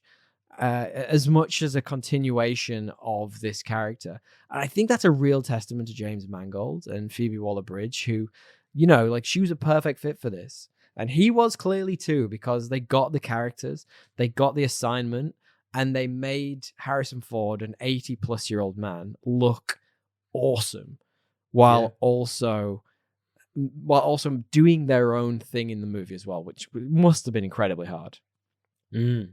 My second one is that it gave me all the feels.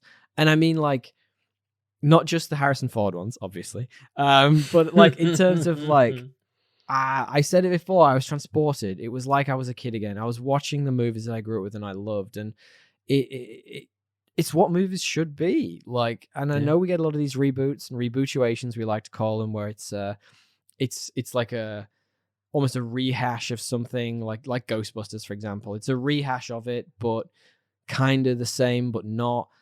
This is what movies like this should do. Like, really honor the characters.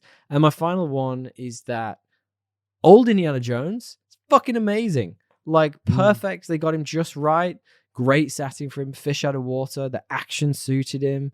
Like he wasn't doing things an old man can't do when you're in that good a shape. It was really great. But that does lean into my 3 worst, if you don't mind. Oh, please. Now, I struggled with worst because I did really, really, really like this movie, clearly. But where I loved old Indiana Jones, young Indiana Jones, as we've talked about, was just an uncanny valley, just mess. It was. It looked like papier-mâché. Like, and yes, that is how you say it. Papier-mâché. We joke on this podcast a lot about PS2 cutscenes, and it wasn't far off. It was. I mean, it's as close as they've gotten, but that's not saying much. I'm surprised it looked so bad. The amount of money went into this, like so surprised. Like it was a really high budget film. I think it was like 300 million more. It'd have to be. It was not good at all. Yeah, but I mean, that's you as a human being on planet Earth with a soul in your body somewhere. It's like you're just going to know that that's not real. Yes. Do you want to jump in with your worsts? Do you have any? My worst? Well, you didn't do your 3 though. Well, I was wondering if you wanted to take over.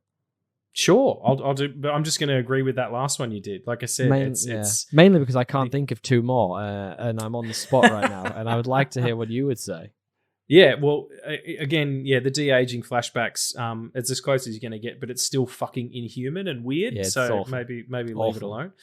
As I said before, the editing's quite clumsy, and it is doing a lot of work to hide, the Fordlessness of a lot of those action. I think you have to do that though. I think it's hard to. Yeah, I think it's hard to do that. Of course, it's like Liam Neeson. It's like Liam Neeson jumping over a fence in Taken. It's like 1,000 cuts in 10 seconds. But there's that. But then there's they'd get a reverse and then they get a low angle and then he lands. But whatever. But in this, it's a lot of face replacement stuff, which I'm not 100% on board with, especially when he was riding the horse. Oh, that was terrible. Anyway, I think let's go back to some practical stuff, folks. Not that I know absolutely. anything. It's not like I'm in the industry or anything. So what do I know? 2 more. Okay, and to tie in with my best, the third act is also on my worst. Oh, okay, good. And we'll explain in the spoilers section as why that is. Yeah, okay. You got one more? Let me 3. do one more. We'll just agree on them. My third one was just that some of the car chase scenes were unnecessarily long. Like it just didn't need to be that. Like you could have cut out like the jilted lover angle or whatever it was. Just condense that a little bit. Like you're not hurting the runtime of the film. You're not hurting the plot. You're just taking out a bunch of nonsense that I do not need to see. And it's not building the characters in any way. I can see Phoebe Waller-Bridge is a badass. I can see the little kid is the little kid. And Indiana Jones is always going to be great at driving. Why do I need to see this much of it? Yeah, there was 2 chase scenes too many, and there's a 90-minute version of this movie, which is just fine. Yeah, absolutely. And just better than just fine. In fact, I think the 90-minute version is like probably better than this, to be honest with you.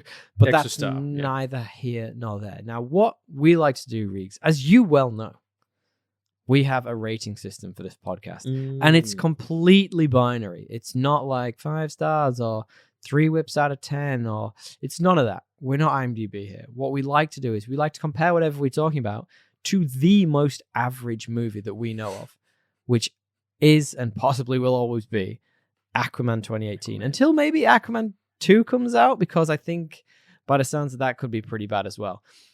But Regs, in your humble opinion, is this movie better or worse than Aquaman 2018, and why? I think it's better Fabulous. Because it cares about the characters more. Absolutely. And I care about the characters more, so maybe it's bias. And as DL would say, there are no octopuses playing drums in this movie, which I'm big with. And there was an opportunity to.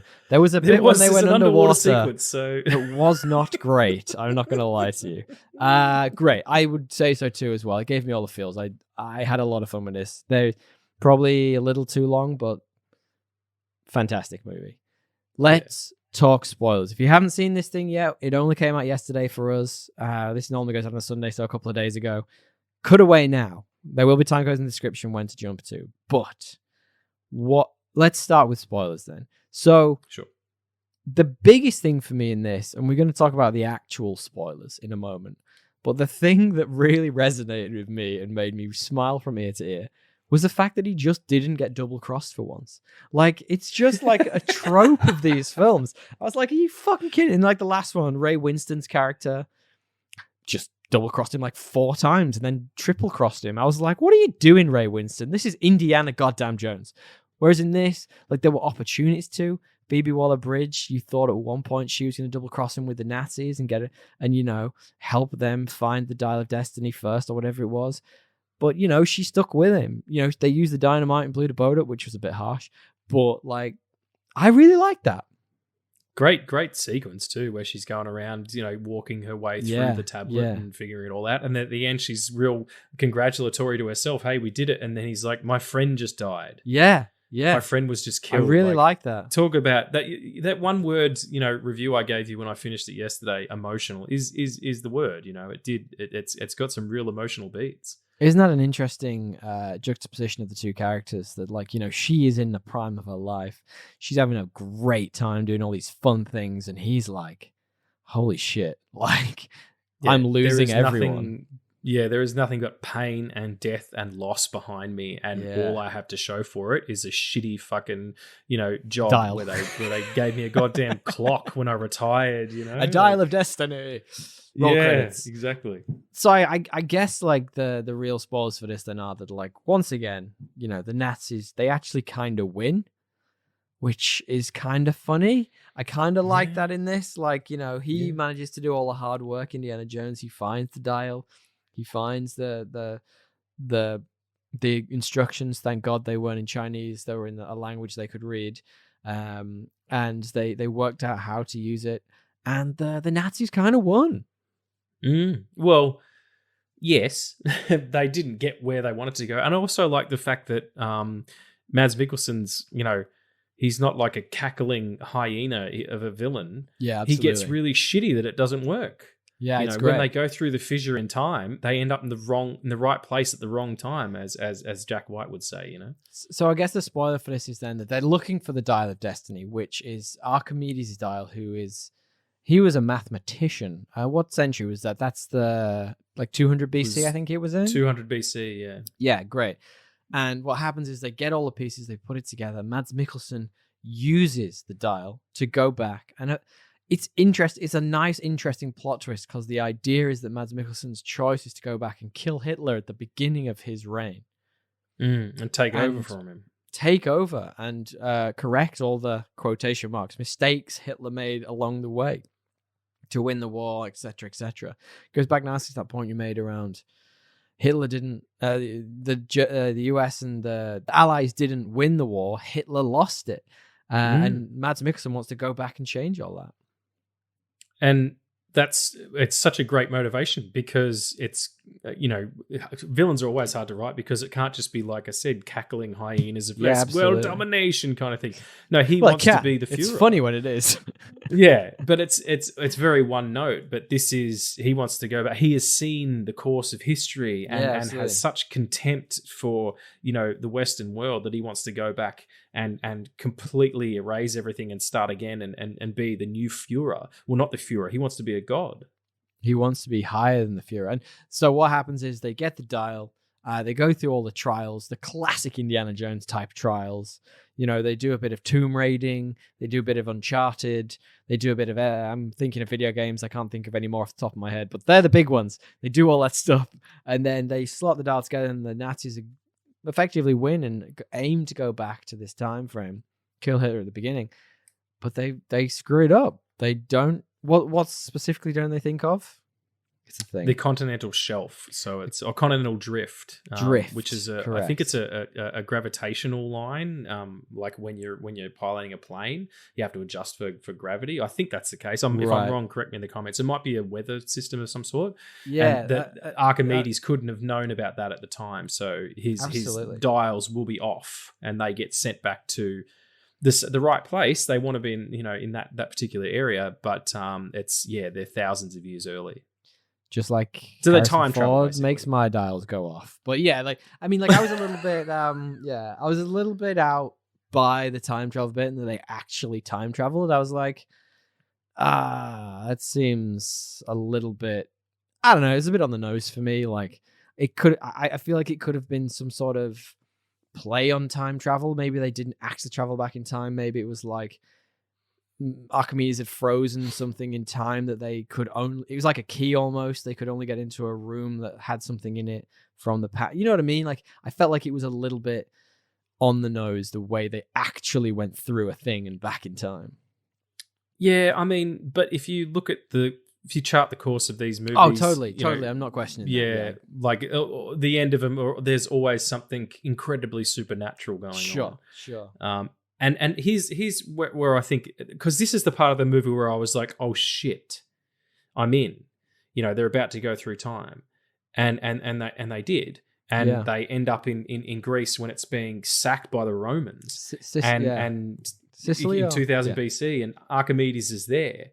And this is the part where when I said in the best, it's the third act, but in the worst, it's the third act. Yeah. I think they should have had the fucking balls. Like it's the movie at its most gutless is not letting him stay in the past. No, I'm the polar opposite to that. I'm the absolute polar opposite to that. And don't get me wrong, like I respect your opinion. I feel though that like Phoebe Waller-Bridges, and I'm never remember her name, Helena was right. Indiana. So to give context around this.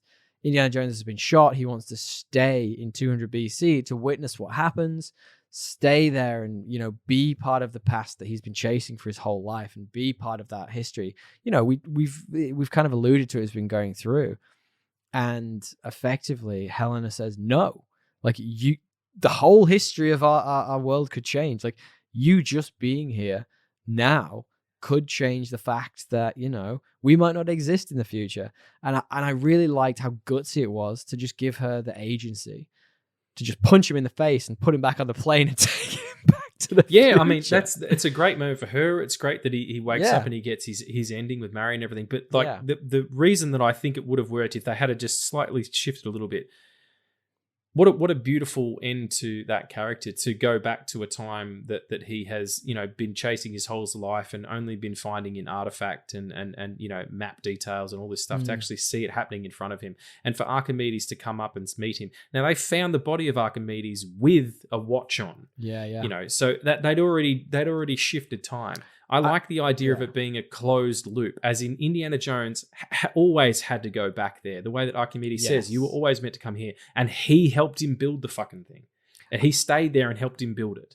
That would have been like I think there are something to me. I don't know. I think there are two things that could have saved that for me. Like, and if one of these two things had have been what happened, it's a little paradoxical, but I would have liked it. So it turns out that Indiana Jones was Archimedes all along. He was the one who set the whole thing in motion. Would have loved that. That could have been a fun ending. That could have been fun. Or the other one was that Archimedes wasn't creating a time machine at all. What he was actually creating was, and they kind of hinted it might be this, but didn't really dive too deep into it. I don't think it's what it was meant to be. But I would have loved if it was something like Archimedes created a machine that could only bring them back to that exact moment because they were about to lose the war and they needed help. And that was the reason why they were there. They helped them win the war. Like, fair enough. I think that could have been an interesting spin in it.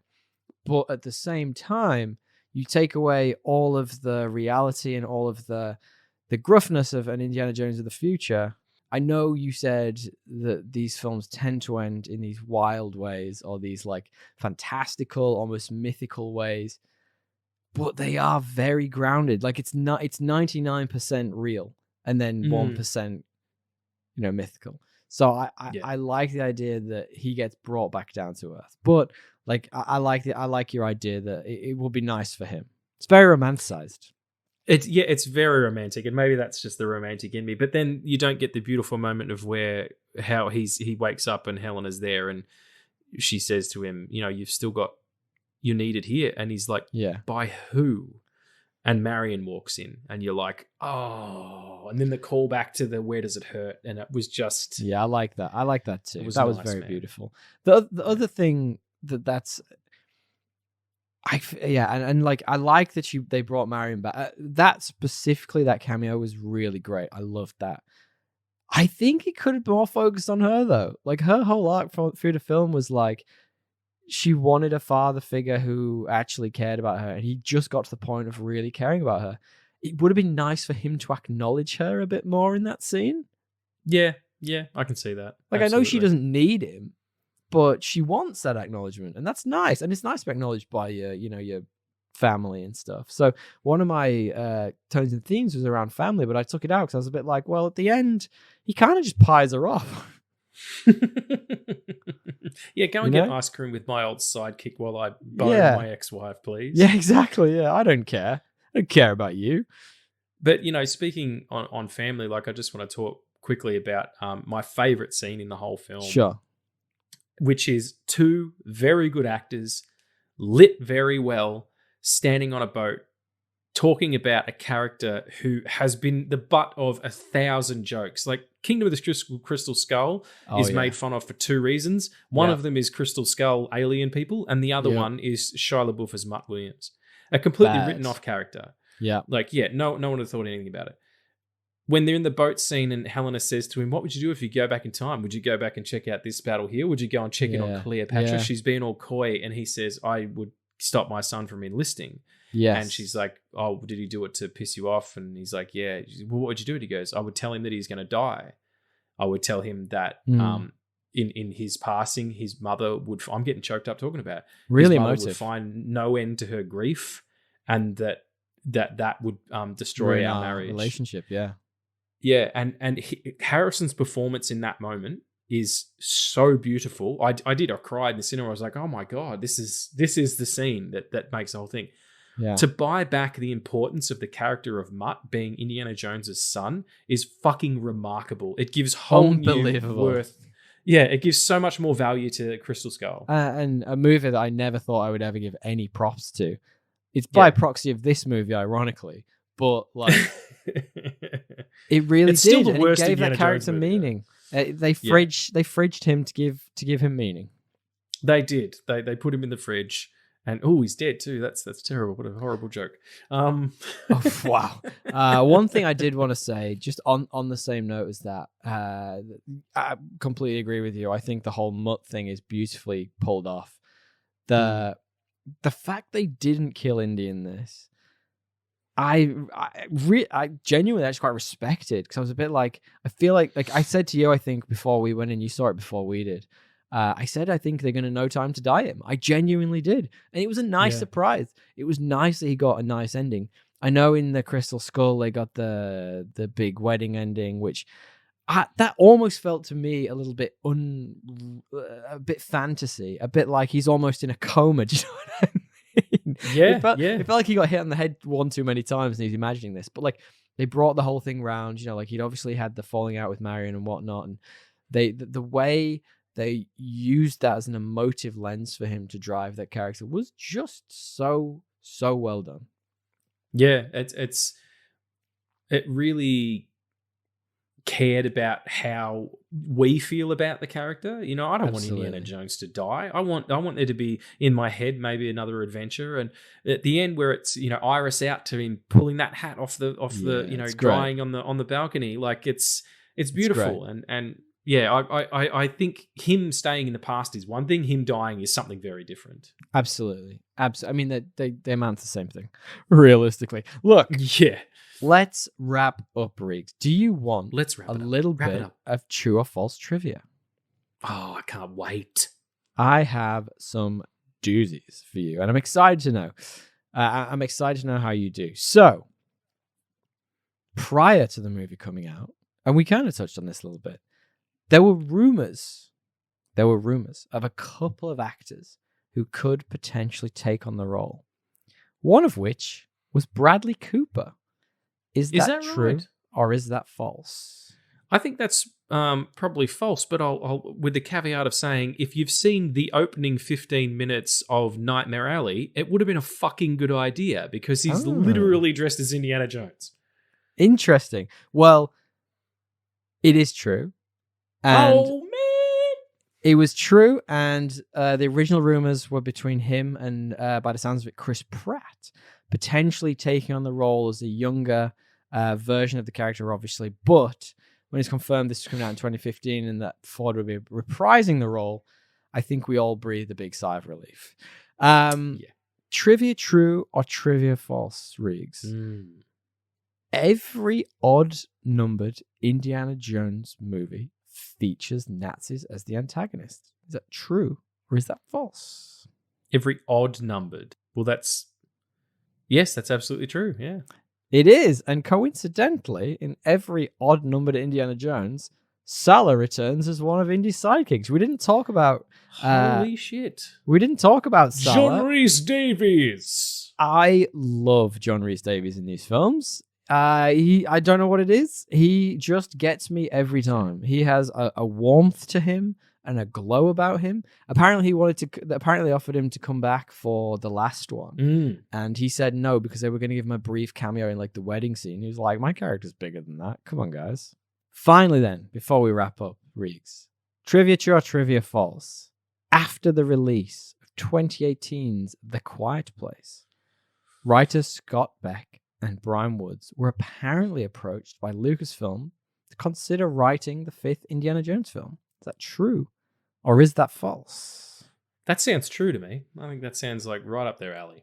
It is. And I find that fascinating. Could you imagine this being more of like, you think of like Temple, that's more of a horror, I would say. Even the first one, even Raiders has a lot of horror elements to it. Like, I think diving more into that could have been a really interesting aspect to this film. Yeah, I completely agree, and that it works for Raiders in the horror parts of it, especially when Marion's stuck in the catacombs and the snakes and all that stuff. But Temple of Doom is 100% a horror movie. Yeah, and the melting faces. All of these movies have their sort of horror elements. Yeah, so the third one's probably a little bit more adventure-y. But yeah, Temple of Doom is a straight up horror movie.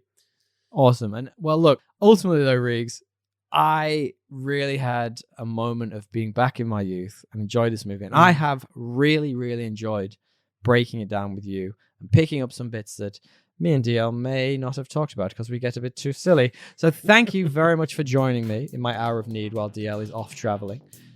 Where can our lovely listeners find you? Yeah, as I said before, you can find me at the Stitch Up with Regs, which is my Instagram for my podcasting and stuff. I have a podcast with my friend Addy. It's called the Film Addicts Podcast. We're on YouTube and Spotify, Amazon Music, all the good places. It's really great, guys. Go check it out. Thank you. Yes, that's how me and Tommy became friends, because he was a fan of the show. I'm very, very grateful for everybody who listens. We have a good time. Stop. And my company is Hit 66 Sound and Screen. Come check us out. What we do with lights and cameras and musicians and funny people and all sorts of good 66 stuff. Screens every time. No, awesome. I really appreciate you jumping in with us, Regs. I thought this whole thing has been really great to have you on again. Hopefully you will be more of a continuous regular moving forward. Guys, thank you very much for sticking with it. We really do appreciate it. You can find us at Podcast Assemble on Instagram or thepodcastassemble@gmail.com, or go to our website, www.podcastassemble.com. We'll see if we can get Addy to maybe pop some interesting little blog pieces in there too if he's interested. See if we can get a little bit more crossover going. But thank you all for sticking with it. We really appreciate it.